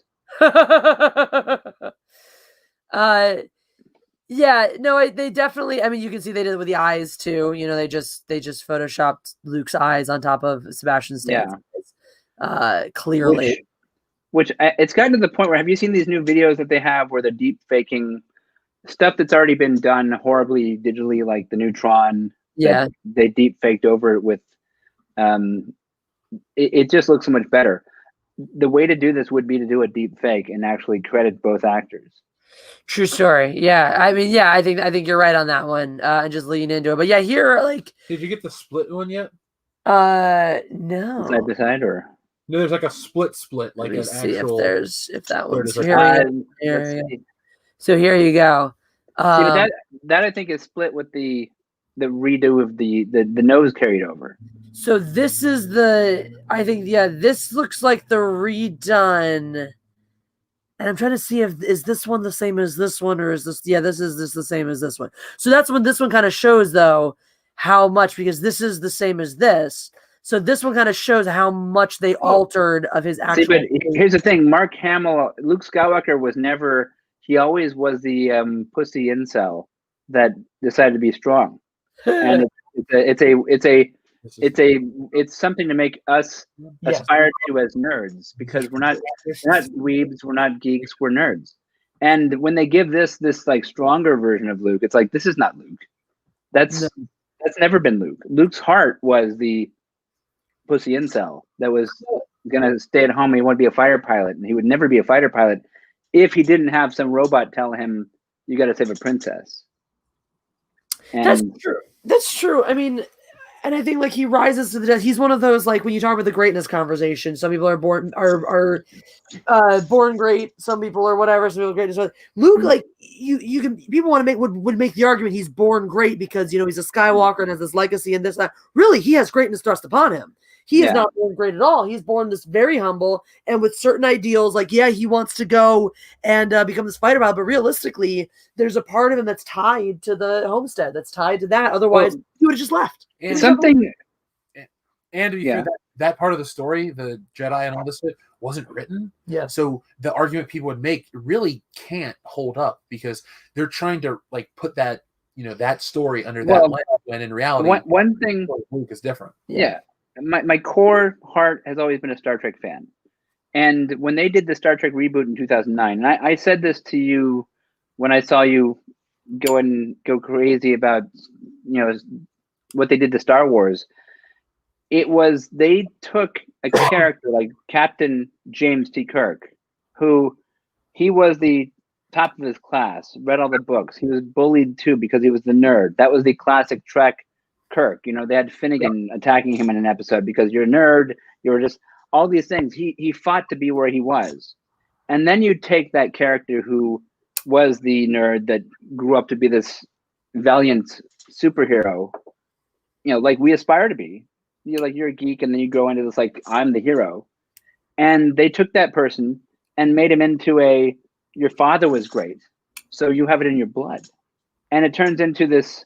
You just inherit it now. You don't need to do work for these things. You're not earning anything. It's just, well, yeah, you got it. So we're gonna make you captain because you got it. And it's just like, what is this? When did that change? And that's the culture right now. That's what's going on. And that's the big problem with all these shows. Same as Mary Sue in Star Wars. Just like you don't earn it. It's in your blood. You don't have to train for it. And that is the biggest problem I see right now, where everybody's thinking, well, I'll just, I'll follow the people who have credentials, and I'll tell people I'm following them and I'm great too. It's like, that's not how it works. You're not learning anything. So exactly. No, I think it's a great point. It's all about riding on coattails, and that's and actually, to your point, that's actually probably my biggest problem with putting a Sebastian Stan as a Luke Skywalker is that, at the end of the day, the look is there. I think if they're enough, like I was saying before, I don't know if you were saying before, I'm with the argument. He does not really look like him. I think there's a couple things, the chin, certain things about the shape of the face and whatnot here and there. But his soul, his heart. Enough. But at the end of the day, that's the presence. Sebastian Stan has a manly presence. He has, we watched The Covenant, some douchey movie from however long ago, and he has the most mature presence in any of the. Barely conscious, but yeah. He has the most. You can't turn Luke into Han. You can't turn Luke into Han. It's weird because you're trying to turn Luke into Han, and they fucking turned Han into Luke in Solo. So, like, what are you doing? That's it. Yeah. If you're okay with both of these origin stories, why not make them match the characters? With Han, okay, it makes sense. You want to assault. You have this assault on toxic masculinity, so you've got to, turn Han into some pathetic little simp in order to make him the hero. I guess maybe that's it. Now Luke is supposed to be the bad guy. We're supposed to think of him as the bad guy, so it's okay to make him this smarmy, toxic masculinity douchebag because we're all supposed to hate him now. Which, sorry, we're just not going to do what you say because you told us to. We have decades of precedence of having this guy be our fucking hero. You showing up telling us he's the evil white man is not going to fucking change our minds. What's your evil, not white man next to you say about this? Because he was speaking all night. I want to hear him too. Besides, I want to know both your hat sizes, by the way, because I was the creative director of Stetson. I left a few years ago, but I have hats. I have hats all over the place. I redid the Indiana Jones hats. I was a cavalcade of hats I've collected, but I was the creative director for Stetson hats. She doesn't know what it is, but you do because you're older. You have to explain to her. I know exactly what Stetson is. I didn't know that though. You never told me that. Well, I design clothes and things, but you didn't tell me the Stetson. I know exactly what Stetsons are. You met me a year after I left Texas because I was the creative director there, and I left it, and I was there for 5 years and just redid everything into the 150th anniversary lineup for their hats. But the future's not in hats, although I love them. But anyway. We will. You'll have to inform me as to how best to acquire my head size, and we can get that to you. You'll have to, first off, and the way I do it for you, sir, is like I usually take off all their clothes and then I measure. So when you're ready, he'll help and do that, and he can send the measurements for your head. Deal. Best done in front of a mirror. So everyone can enjoy the experience. Very, very James Bond like. It's Greg Kirby says Star Trek the original series budget was the same as a catering back then as like a catering budget. It was a phenomenal show. I saw the recent episode of Discovery. You don't watch the Star Trek at all, do you? Not the new shit. Never. Yeah. I'm a fan of the original series. That's my favorite one. I like Next Gen. Jeff does not. But you know what? Somebody pointed out, this was about 10 years ago, maybe 15 years ago. Original Trek is, as Scotty would say, it's whiskey. Next Gen is synthahol. It's like you're just drinking. It's like it's got the flavor, everybody's acting's funny, but I don't get it's not there. And it's synthahol. It's just like, this is just not, it's a joke. It's not really giving you what you need. And also, where's the skin? Not just the ladies' legs, but they'd be ripping off shirts constantly. That was the thing that Roddenberry had when his first pilot failed. One of the things that he's known as saying was like, skin sells. So we're just gonna rip off Kirk's shirt every other episode, and yeah, you ladies are just gonna have to wear those t-shirts that are really short. And that's what it turned into. Like, this is amazing. We love watching this, and the guys love watching it because all I see is legs. And when you're drunk, otherwise you're watching a great show in general. So. Fair enough. I always parsed it as original series was heart and next gen was head. And take that as you please. Yes. But I feel like people who are probably people whose favorite character was Spock from the original series probably are the ones who became big fans of the Next Generation. Not unilaterally necessarily, but I feel like that was probably a logical transition for some people. Logical. I mean, come on. Yeah, I will say, as somebody who does enjoy the character of Spock a lot, there's an odd coldness to the Next Generation that the character of Spock doesn't have, because he has a lot of humanity underneath it. I mean, I know he's part human and all that stuff, but you get the trope of but at the whole same thing. time, there is a certain coldness to him in the show because he's juxtaposed. No, I wasn't fighting that. All I was trying to say is I was trying to rip on the Next Generation, saying there's no humanity; it's all coldness. That's what I'm trying to get. Like watch, that's why I don't like it, because I don't get the humanity like I do from the character. You know who my favorite character always was on the Next Generation? You, Riker. Oh, because he had the most fact or fiction. Because outrageous O'Connor. Because Jonathan Frakes, I thought, had the most humanity of any of the characters. Right, he did. They really screwed over Riker, because look, there was no strong character outside of, even Picard was just weak, and you're trying to get something that's very solid and just you really care about or understand, and it's just very synthahol. There's just that they didn't build any character. There's nothing to it. Whereas the original series, and the reason the original series was great was because it was written by a guy who'd served in the military, Roddenberry, and they were referring to each other as their first names: Jim, Bones, nicknames. Yeah. Scotty, nicknames, and they had served. And when you're on a ship for that long, this is the comprehension. It's like you're gonna become friends, because you don't want to make enemies of these people, because you're gonna be on there for like a year, 5 years maybe, in a war. And that was the mentality that Roddenberry brought to Star Trek, the original series. When it came to the Next Generation, it was lieutenant, colonel, this, and they were very separated by their ranks and pushed apart, and they never really gravitated and made friends. And that in a way, Roddenberry, I think that was him showing that's the post-war civil, we have family on the ships version of serving, which we don't have family on the ships, but it just was so different. And you watch Star Trek, and the reason that Star Trek was so good is it was built around this philosophy of, we are out here and we're working together and we have to be friends and we got to be great. Whereas Next Gen is like, I can be transferred to the other ship tomorrow. I don't know. It's kind of like the original series is the story of the rebellion, where the Next Gen is the story of the Empire. Everything's and I'd like to add too, like post Next Gen, I feel like Star Trek kind of kept that coldness, or I would try to watch the other shows, and there was a weird inaccessibility. Like old Star Trek was just so easy to jump right into. I agree. Yeah. No, there's no buddies, there's no friendships, there's none of them are claimed. You're transferring. We've been working together for 5 years, and we're sitting. I go to eat in your fucking quarters every day. Then you blow me. What's going on? And it's not that bad. But I want to address this from Dr. Coffin-Nails right here, who says TNJ is not smarter than The Rise of Skywalker. You mistake me, Dr. Coffin-Nails. When I say one thing is head and one thing is heart, I don't mean one thing is smarter than the other. Jeff, who's smarter, me or you? What topic?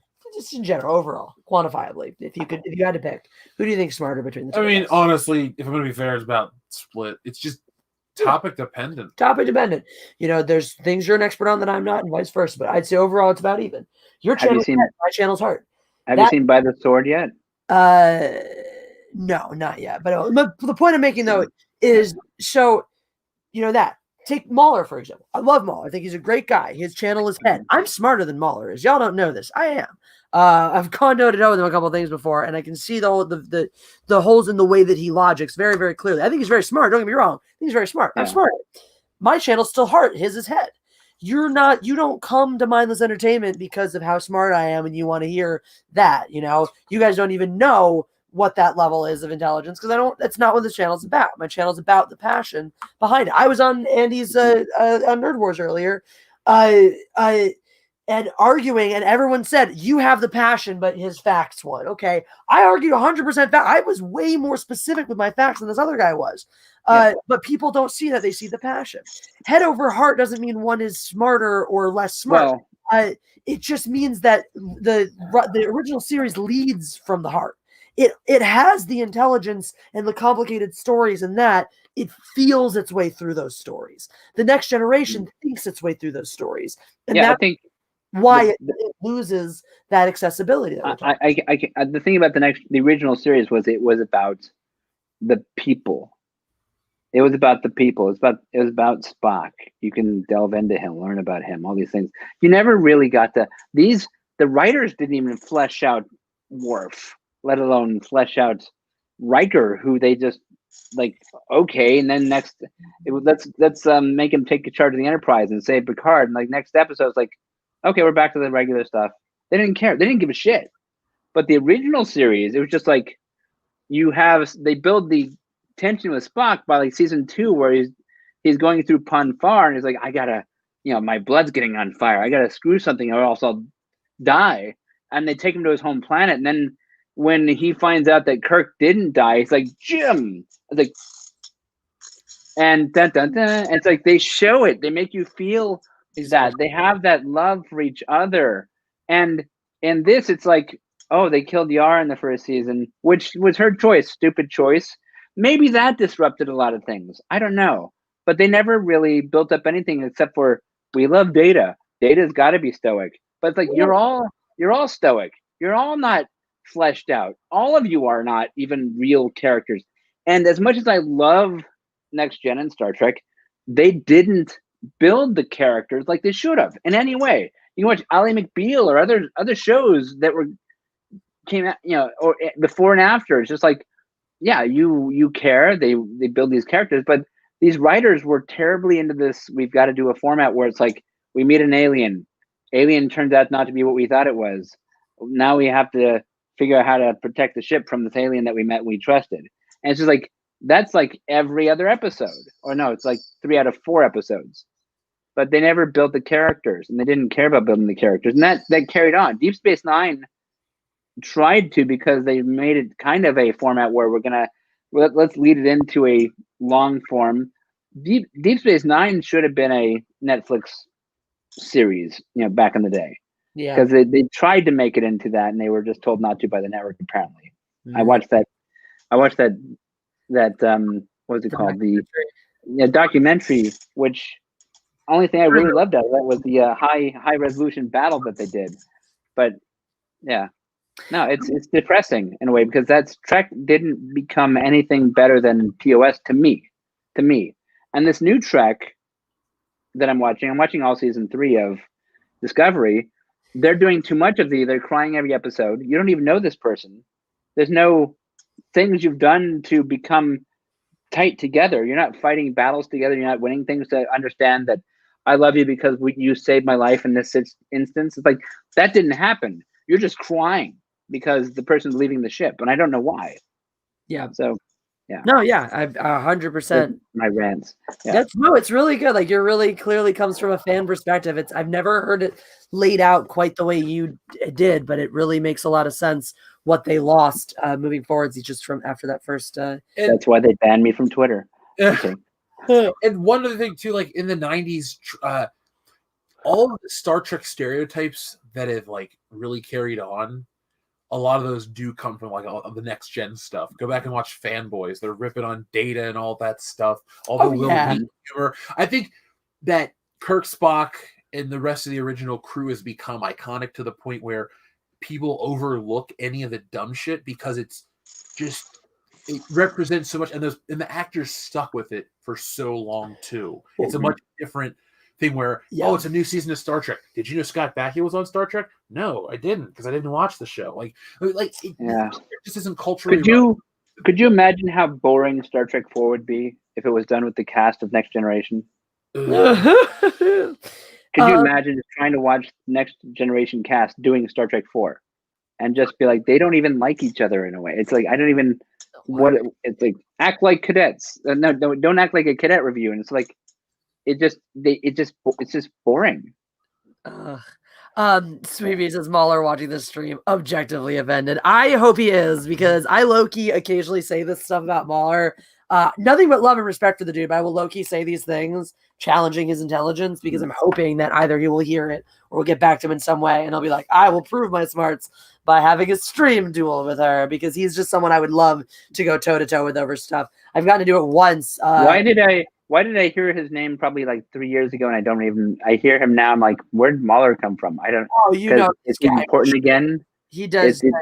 Well, he does the EFAP stuff now, but he does long form reviews, and they're really tight. EFAP? What?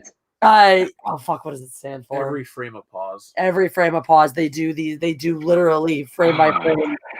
It's pull apart. They're very fun. He's it's him, Wolf and Rags is the EFAP show, but then he does these very long form movie reviews. He's a lot of fun. But no, the only time it was I was fucking so over this stream. They Jeremy and a whole bunch of people raided my fucking stream at midnight.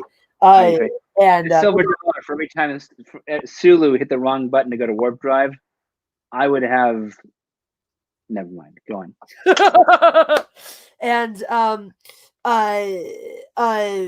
what was it? Oh, so fuck, I just lost my stream snipe. Here, have a drink, and let's talk about your Fifi's shirts and how those are. What are the shirts that you sell? Well, so finally I'm gonna go toe to toe with Mahler and something, and it's Endgame versus Infinity War, and it was very easy to see why he liked it, and very easy to poke holes in that argument. This is very fun for me to do, actually, because it's very easy for me to poke holes in the why Infinity War is great argument, but people won't accept it. But it was a lot of fun. It was so much fun. I was like, this was a great time, and I enjoyed getting to do this with somebody who was going to be as obstinate about their points as I was about mine. But you know, he's over in the UK and all that, so time differences, etc. Hanukkah's over. But Hanukkah is just about over. You know, I pulled this over. That last little candle is still lit. So go on. Barely. There it goes. Hanukkah is officially, actually, technically, it's over when the sun goes down tomorrow. But so there we go. That's the last candle, though. Time to start Charlie Brown. Well, let me, if I may. How did you guys? How did you two meet? Because I watched Bullshitters individually, and I watched you on the night that I came back from The Last Jedi with my girlfriend, and we were both like looking at each other funny, and she was just wondering, what did you think about it? And I was like, I didn't like it, and she was like, oh my god. And you met my girlfriend, so. But it was that thing of, I was worried that you liked it.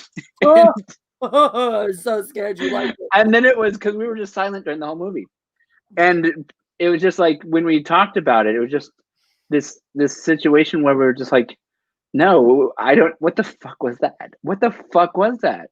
And then because I didn't like the first movie, she did, and then this one was like, this woke her up. She became woke, as we'll say, as they pick my nose on camera. Yeah. But in the midst of it, I went YouTube crazy because I'm like, there's got to be other people, and I wanted to do my own videos, but I didn't have any setup for anything. But I really did, and I kept looking and watching, and just like, look here, other people think like us. And she's like, what if we're just too, what if we're just wrong, or we're just too old to understand? I was like, no, we're not crazy. We're not crazy. This movie was fucking horrible.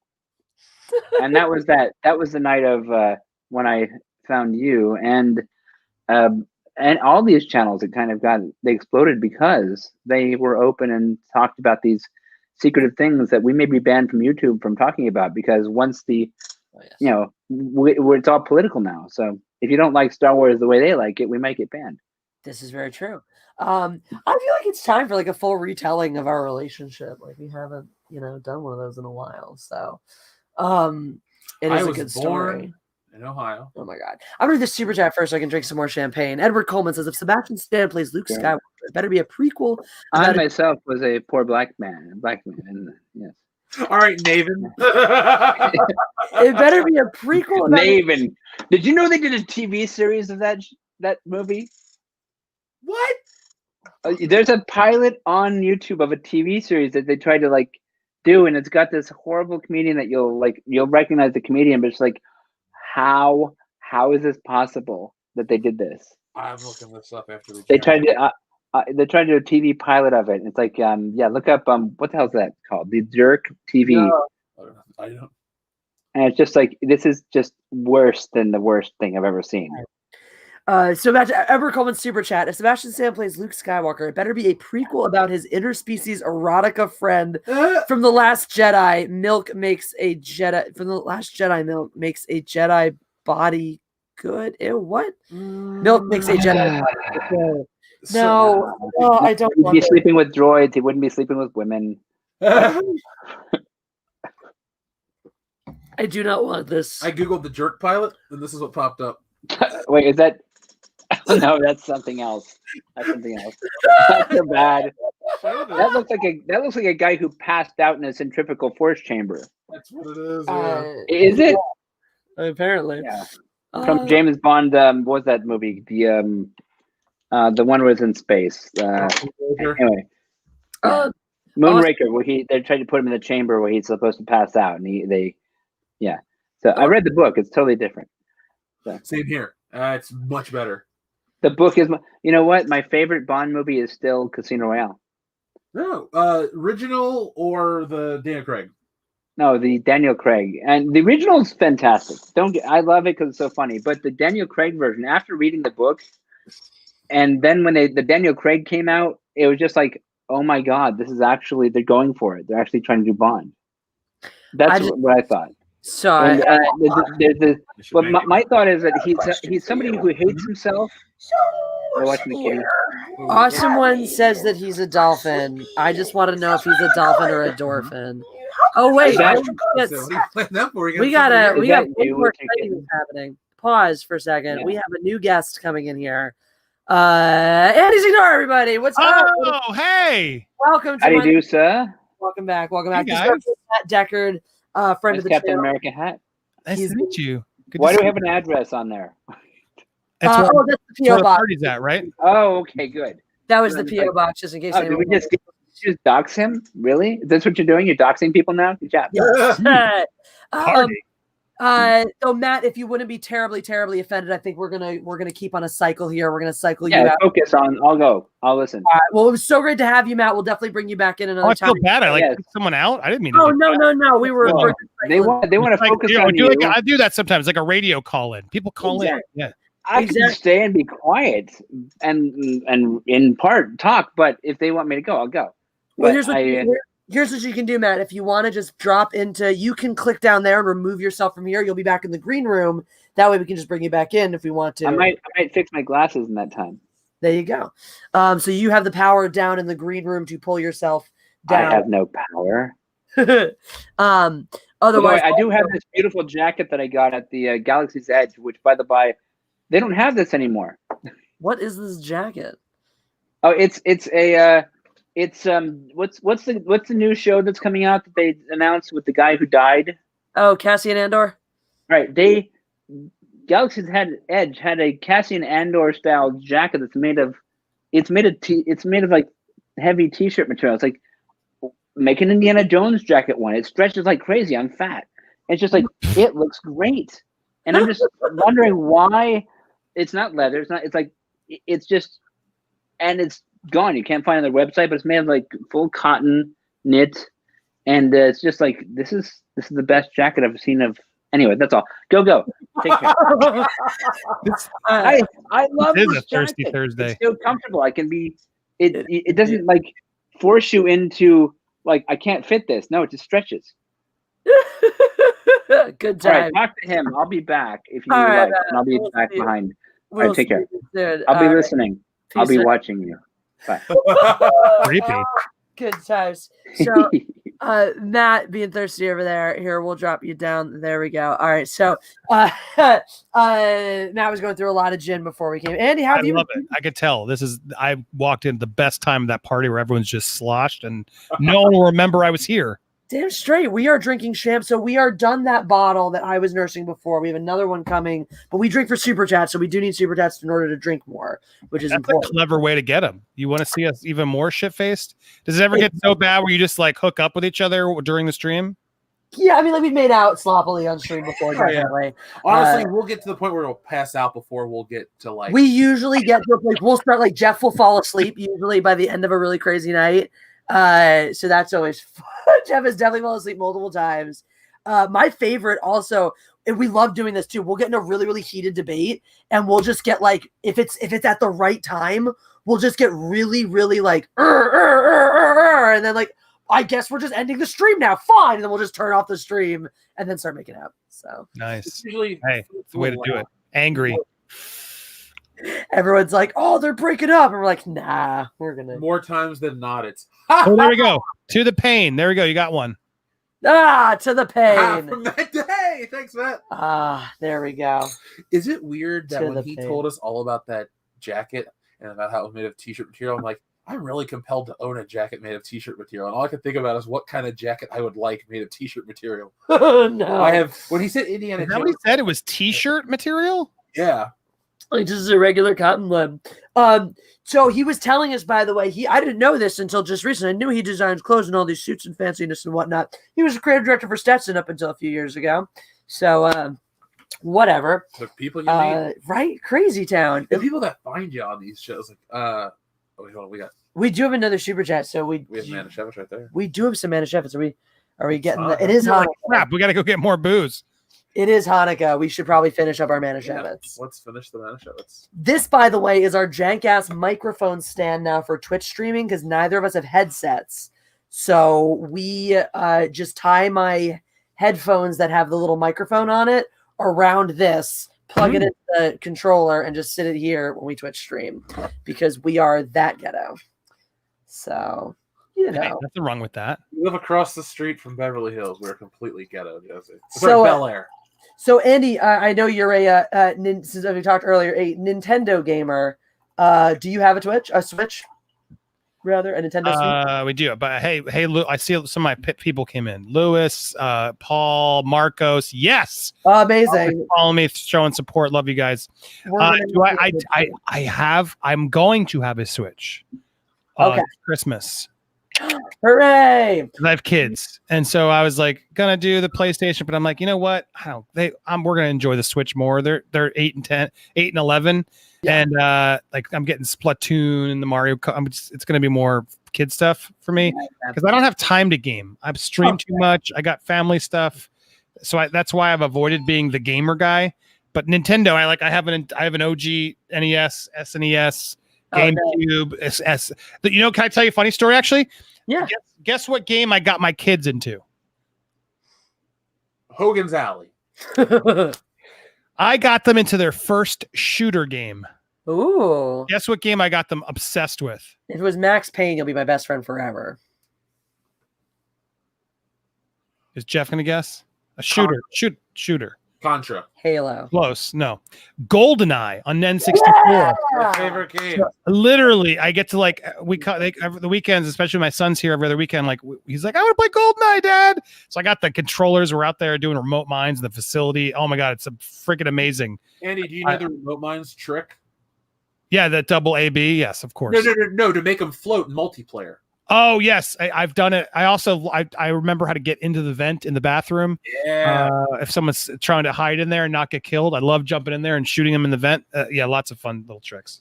Awesome. Anyway, it's been fun because I actually pulled out my N64 and started playing the old. So I'm that kind of gamer. I play the old Nintendo stuff. Dude, I love it. I have an old N64. I went back not long, like a couple of years ago, and beat all of Super Mario 64. I'm working through it again now on the deluxe edition that came out and whatnot. I know a lot of people bitched about it. They're like, it's not that great. I'm like, I didn't need anything special or bonus enhancements. I just have a Super Mario 64 game that I can play on a controller that's not going to break on me before I get through, the first 20 stars. So I replayed a lot of the Nintendo original stuff, and I was like I brought it all out to show my kid one weekend. Like I was like, let's learn history. Let's go through the games. And I forgot how hard those games were. Like some of those games, like Battletoads was impossible. Dude, they couldn't make them long, so they had to make them hard.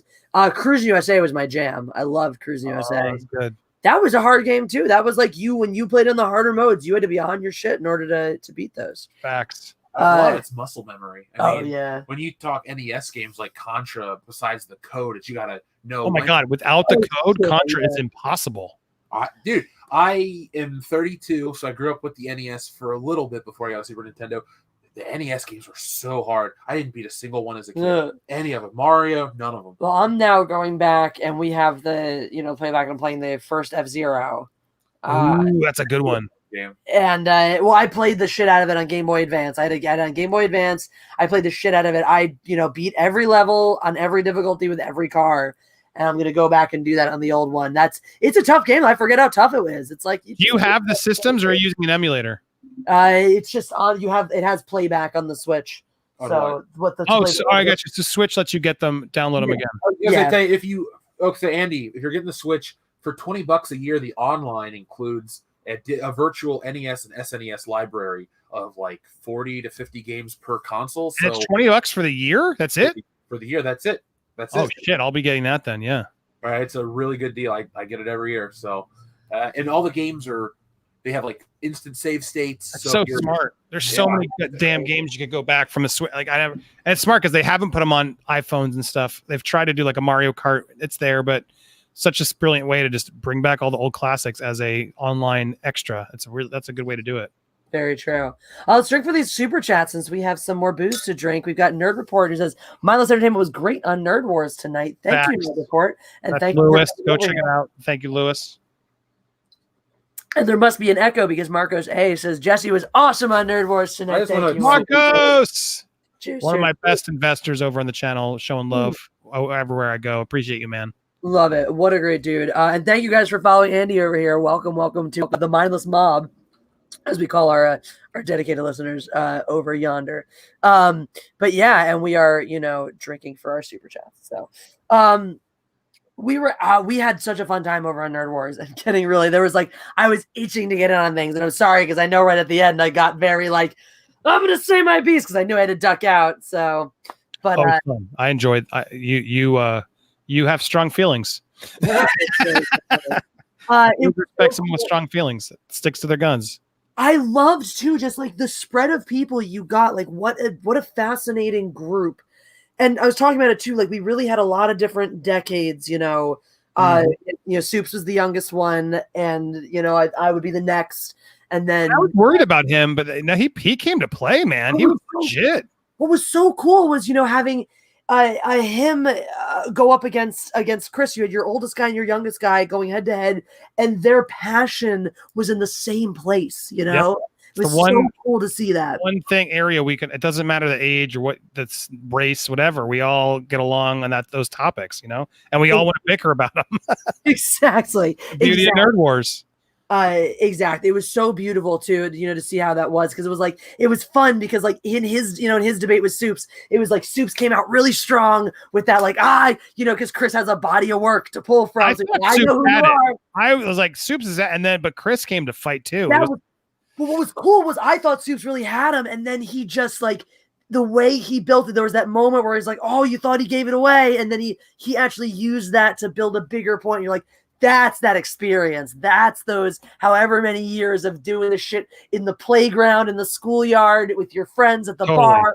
all the way fucking. You're gonna lose. You want to lose. Chris Gore has been doing it for decades, right? He's goddamn right. G4. He's been around for a while. Total respect. Ain't no shame in that. Yeah, when Jesse said that's who she was on the show, I was like, really? That's like cool. I used to watch him on G4 all the time. Yeah.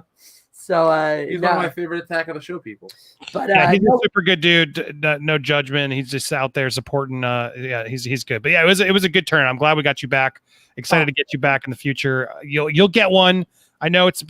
I did get the first one. I did get Remember, I went up against Eric Butts. So you did beat Eric Butts. That's right. You were on the. We've reset all the scores. We're like starting over with this sort of new season. We're calling it. That's fair. Yeah, when you come back, we'll get you on the board. I promise. I've been a fan favorite twice now. So the past 2 times, even though I did not come out victorious, I've been the fan favorite. So yeah, they hate me. Even on any channel I've ever been on, the judge, they never like the judge. It's the worst job to have because they're like, no, it was this person. What are you talking about? As a fencing referee, I'm no stranger to that feeling. But it's like at the same time, it's like sports, right? You want to have that of like when your team's losing, you're mad at the other team, but you still keep watching. I'd rather have them, be passionate and annoyed than just bored. Hell yeah. Annoyed is good. I mean, I feel like what you're doing is very brave. You're basically being a martyr. You're accepting the fact that, roughly half of your audience is going to hate you no matter what you do. And you're sacrificing your dignity at the altar of entertainment. So we respect you, Andy. We salute you. Thank you. And Matt David March, who just made you drink again. Another one of my man, you guys are stepping up over here. Thank you. It's nice when you get your own supporters to follow you on other streams and show like, hey, see, we support you even on your other streams. Very nice. I dig it. He says, "Hey, I thought you were going to bed, Andy." Oh, I can't stay long. It is 2:15 in the morning here. That is fair. So not to be like the buzzkill, but I can't stay too long. And maybe now if I stay up long enough, I'm gonna have to watch The Mandalorian. That's fair. We're gonna dig into after this. Though, what I will say though, since it is getting close to your bedtime, we are getting, we've dug in for a nice fun stream here. What I was thinking we might do, it's a fun thing we love to do on the channel. If we can find one of these real quick, which I think we should be able to. They're on right there. There should be. Is we do Mad Libs on this channel. Is there a fresh one up there? Or what's he doing over there? It looks like he was interrupted. That's the first one. So, we got Matt chilling down there. Mad Libs. Yes. So Mad Libs is our favorite finisher, especially. When did you bring me back in? I was hanging out. We brought you back for Mad Libs. Oh, okay. Yeah, you have to contribute to Mad Libs. All right, wait. Let me get intellectual for a second. Wait, let me. Please don't. Please get raunchy, dirty. Go on. Let's all get intellectual. Here we go. Go on. I love it. Andy's ready for this shit. I know we have to have one nearby. There's no universe. Wait, I can also do modern intellectual and just be like, here. There's all my pens. Oh wow. Yeah. Oh, you got it all. That's so many props. The Oculus 2 is pretty awesome. He's not messing around. I need to play Bridge Crew. He was soliciting our hat sizes earlier, so that's how you know he's legit.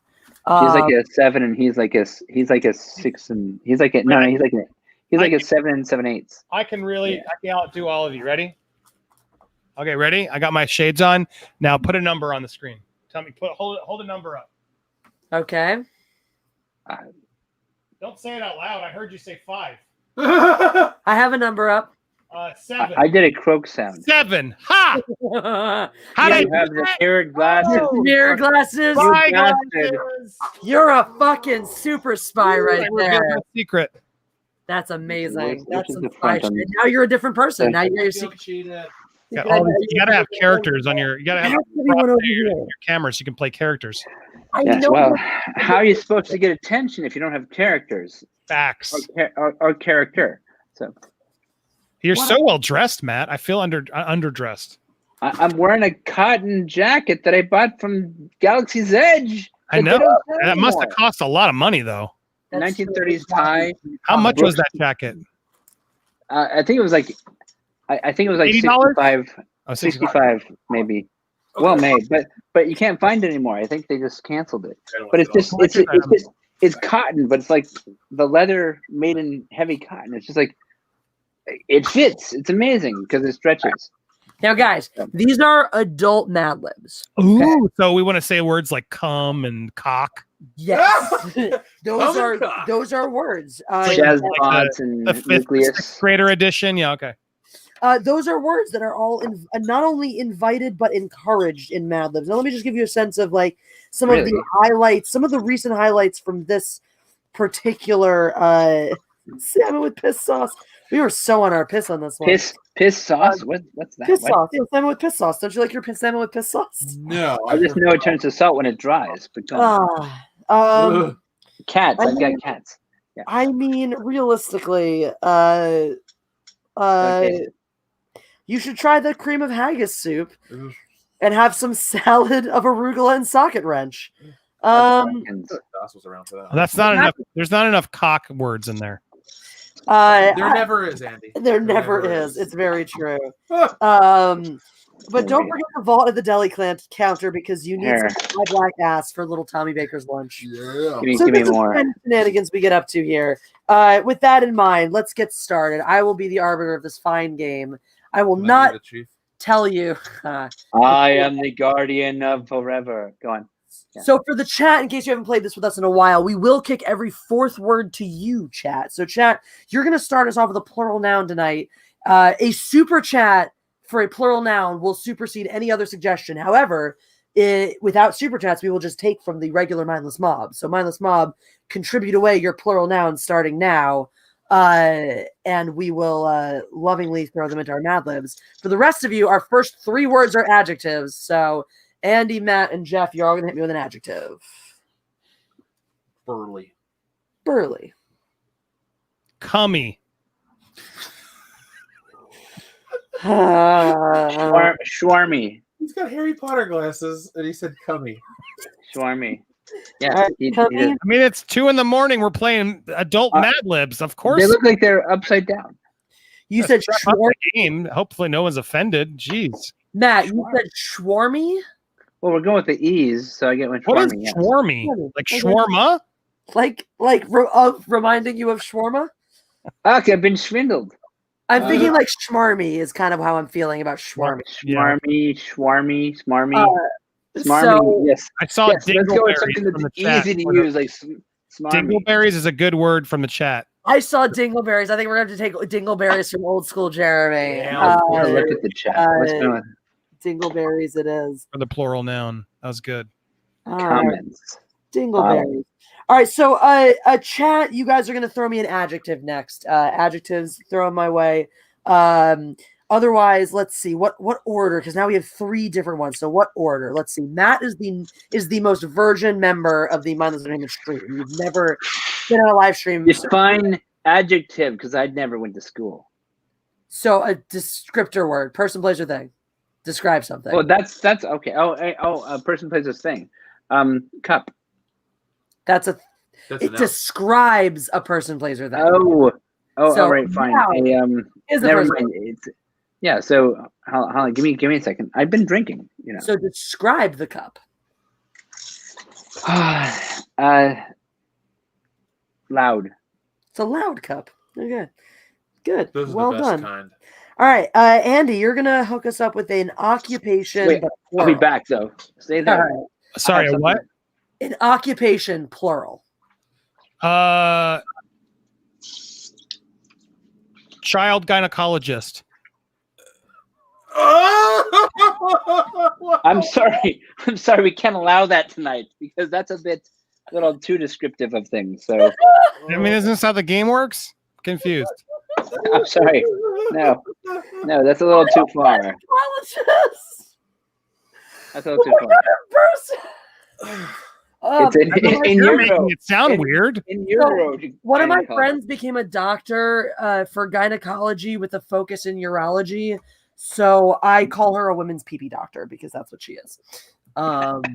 She's a women's pee-pee doctor. She would know the answer for our games for a lot of people. Anyway. Oh, God. Jeff, you have animal. You get an animal. You are an animal. Beaver.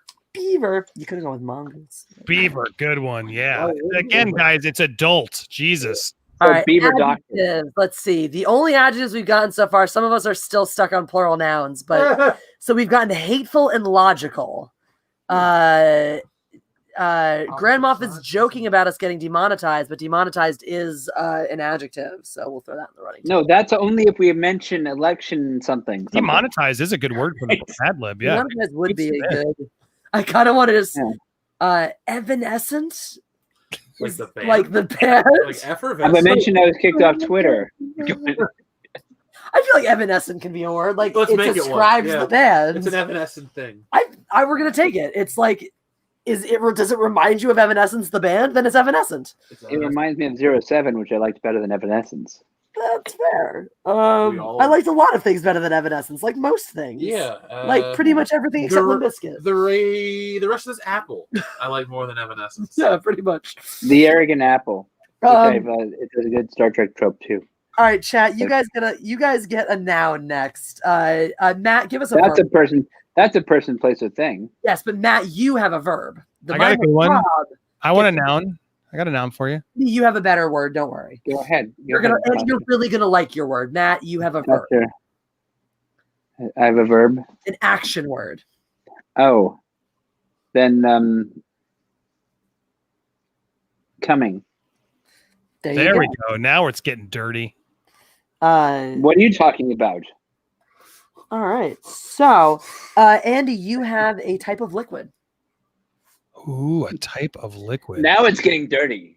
I thought shaved clam juice. What kind of clam juice? Shaved clam juice? Okay. So the juice of a shaved clam. Does it taste different than the juice of a hairy clam? Depends. Okay. A nickel for every hairy clam. I was gonna say, does the hairiness or shavedness affect? Definitely affects the liquid. It does affect the flavor. Would you say? You know, I grew up in a whole generation of non-hairy clams.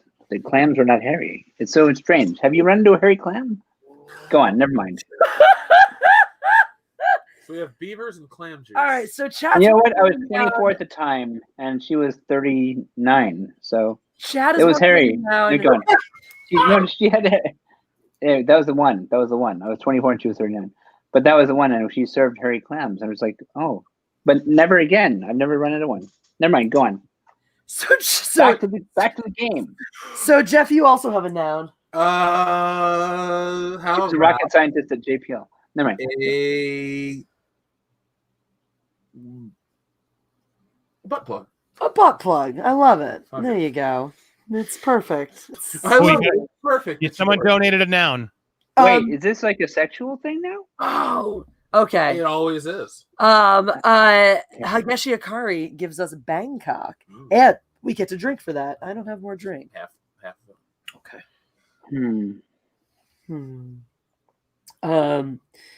Here's some. That's fun. I was totally going to take Auschwitz from the chat, so I'm allowed. What? Oh, the chat suggested Auschwitz, so but that's really fine. The chat gets to work on a verb for the next day. Hageshi Akari, what does Confucius say? Men who go through turnstile sideways going to Bangkok? Yeah. I've done that. It's really New York. I love that. I was like, where do these come from? What Confucius say? Yeah, all these great jokes. I don't know, Jesse, if you've actually gone through a turnstile in New York where you've actually gone through sideways, but yeah, it's just like, oh God, what did I do?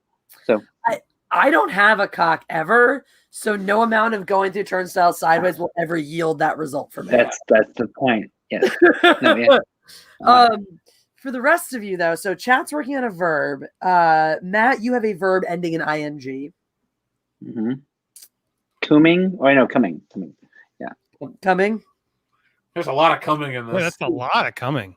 Poor Eileen. I'm going to say, Matt, since you personally already use come as a verb, you have to pick a different verb. Yeah. As you are. Oh, there's some good ones on there.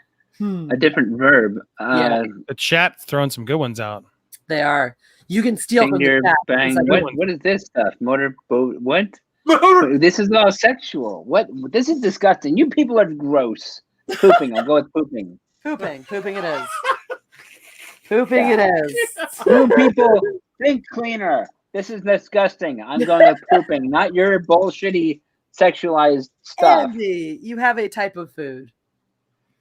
Type of food? Have you had bukkake? I can make this food, right? Does this count? Oh, I made it better. Ryan Johnson's meaty cock. So it's like a Vienna sausage. This is getting worse. This is getting amazing. This is getting worse. Good, Jesse, right? I You mean, act as though I would eat it. It is. Some people would, and therefore it counts. Jeff, as usual, you have a part of the body, plural. Jeff, no matter the rotation, Jeff always ends up with a part. You are part of the body. Narak Tarath, sir. Narak Tarath. All right. And chat your verbs. Especially I was going to take Django Fett's Auschwitz before. I think I'm going to take his finger bang this time. Nice. For the Mad Libs, Jeff. Oh, okay. For the Mad Libs only. Okay. Are you guys ready to hear what we wrote? No, but let's do it anyway. Well, I'd like to let you know, guys, this adult Mad Libs was titled Eat Your Heart Out, and it's about food. Mm-hmm. So, you ready? Yeah. I would have gone with Dachau, by the way, because Dachau was Nikon. So, do you and your sweetheart risk to rekindle the burly romance in your relationship? You may not realize it, but it's possible to rediscover the magic with the help of some familiar foods. Oysters are the most swarmy and well-known aphrodisiac. They are high in minerals that are said to put you in a cummy mood. Ah, yes, the cummy mood. Pomegranate juice is another favorite for frisky dingleberries. I had 2 nickels. Yes, go. Figs have a loud reputation as well. Here we go. It is rumored that Cleopatra had her child gynecologist feed them to her in bed. Feasting on beaver in order to bring out the beast in the bedroom. Yeah! And of course, don't forget the evanescent chocolate. But don't feel that you have to limit yourself to these. Come your imagination. Strawberries, whipped shaved clam juice, and butt plug butter are some Bangkok's. It's called poop. That worked. It really does. Are some Bangkok staples that make a great addition to a night of love pooping. We've even heard of lovers putting Ryan Johnson's meaty cock on their testicles. That's beautiful. Why are you people so against Ryan Johnson? I don't understand. If none of these work, you can always finger bang a bottle of vodka and hope for the best. I am disgusted. That's the one for weapons. Jesse, you want to go finger bang some vodka? This is disgusting. You people are atrocious. I'm honored to be a part of that story. Honestly, we have written some gems, and this was the ending. This one slowly ramped up. It started very pedestrian, and then it just fucking shot to space really quickly. Man, I'm gonna go finger bang a bottle. Look at that. Yes, you should go finger. Button Boots, brought to you by Button Boots. This stream brought to you by Button Boots. Button Boots, I think you won't find in any stores. Oh yes, that is so fashionable. My friend Kazuki Kadaka has done these in Japan, and they're he's got the button hooks. He actually used the hook to pull the button through, and this is 1920s repro. It's what the fuck are you doing? And he's I'm making button boots, and it's and then he sent me a pair. He's what's your size? And it's a Japanese friend of mine. It's these look like 1920s. This is suede, leather suede. This is actually, and you put them on. It's they feel comfortable, and it's just I swing dance. So anyway, that's all. That's all. It's fine.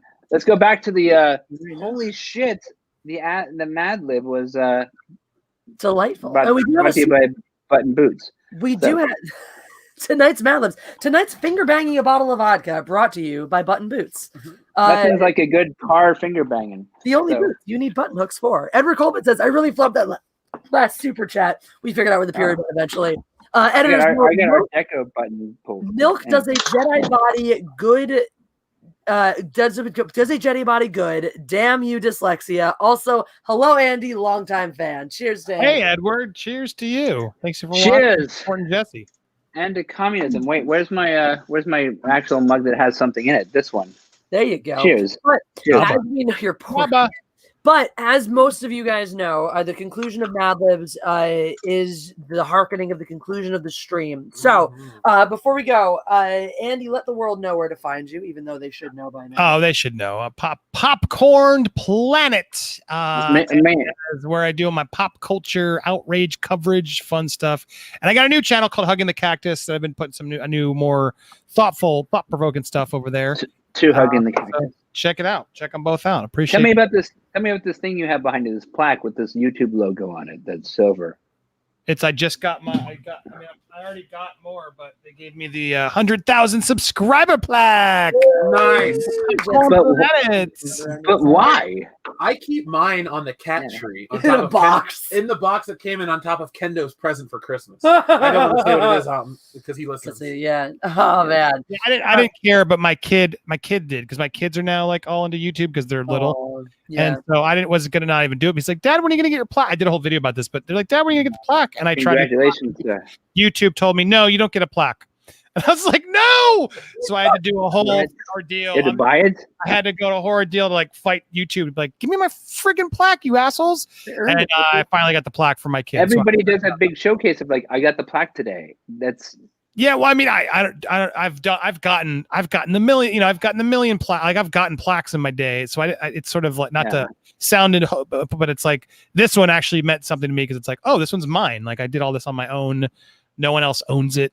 Yay! You know. No, you earned that plaque, sir. You have those people who want to watch. I realize even if it's a stupid plaque, you earned that plaque. Attempts to YouTube rarely gives us credit. So when you get one win, it is a nice accept. You know, well, you're not Baby Yoda.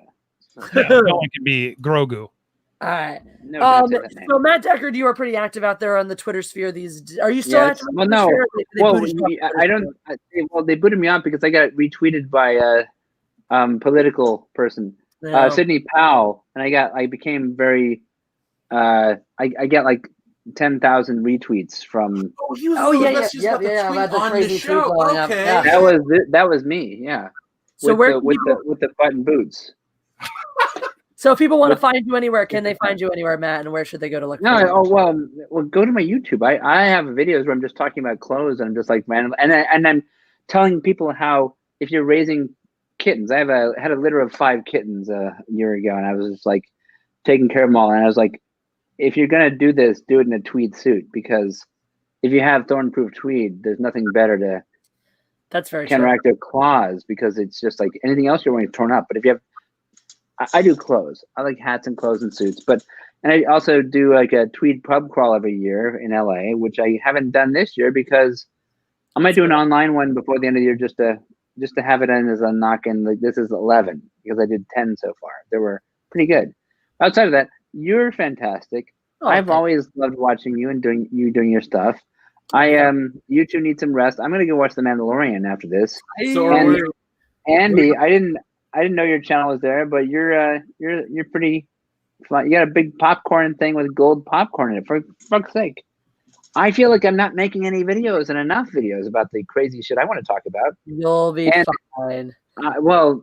I haven't had a setup. This is pretty cool. This is the actual Golden Popcorn MTV Movie Award. Pretty fucking cool. Isn't that kind of cool? I did. That is really badass. Samuel L. Jackson handed this to me live on stage. It was fucking insane. You know what? But it was 2007. But still, hey, I'm still gonna own it. It means something. It means something because it was pre SJW. Yes. And then anything after SJW means nothing. So it means something then because I appreciate that one. Back in the day, the MTV Movie Awards did killer spoofs and stuff. They were actually cool. Yeah, I got it right in before it lost its. Do you like my Dead Jabba? It's good. It's Dead Jabba. I was wondering. And finally, Jeff, we gotta give you a chance to plug yourself. So, folks, you can find me. He doesn't need to plug himself. Yes, he does. The butt plug? No, I'll plug her. No, that's. I don't know. I don't care about who your boyfriend is. I don't even know who that guy is. I will mute you. All right, Jeff, go ahead. You can find me on World Class That's muted now. Folks, I'll be back on Saturday with a new video. Make sure that you follow the link Jesse drops in the chat to get the second chance at the comic book. And by the way, the covers of the Fandom Menace with drawing by me, painting by Anna, that Star Wars girl. Very, very it's moving close to quality. Well, I love you all. I want to talk to you more in the future. I need to do my own video stuff, but let's talk more and have fun, and let's watch The Mandalorian and see what happens to finale. Grogu. So we're gonna finish us out with our Corona kiss. If you haven't seen this before, you might be scandalized. So Andy, I'm sorry. Are you gonna finish her off, Andy? Is that what's going on? This is the Corona kiss. Oh my god.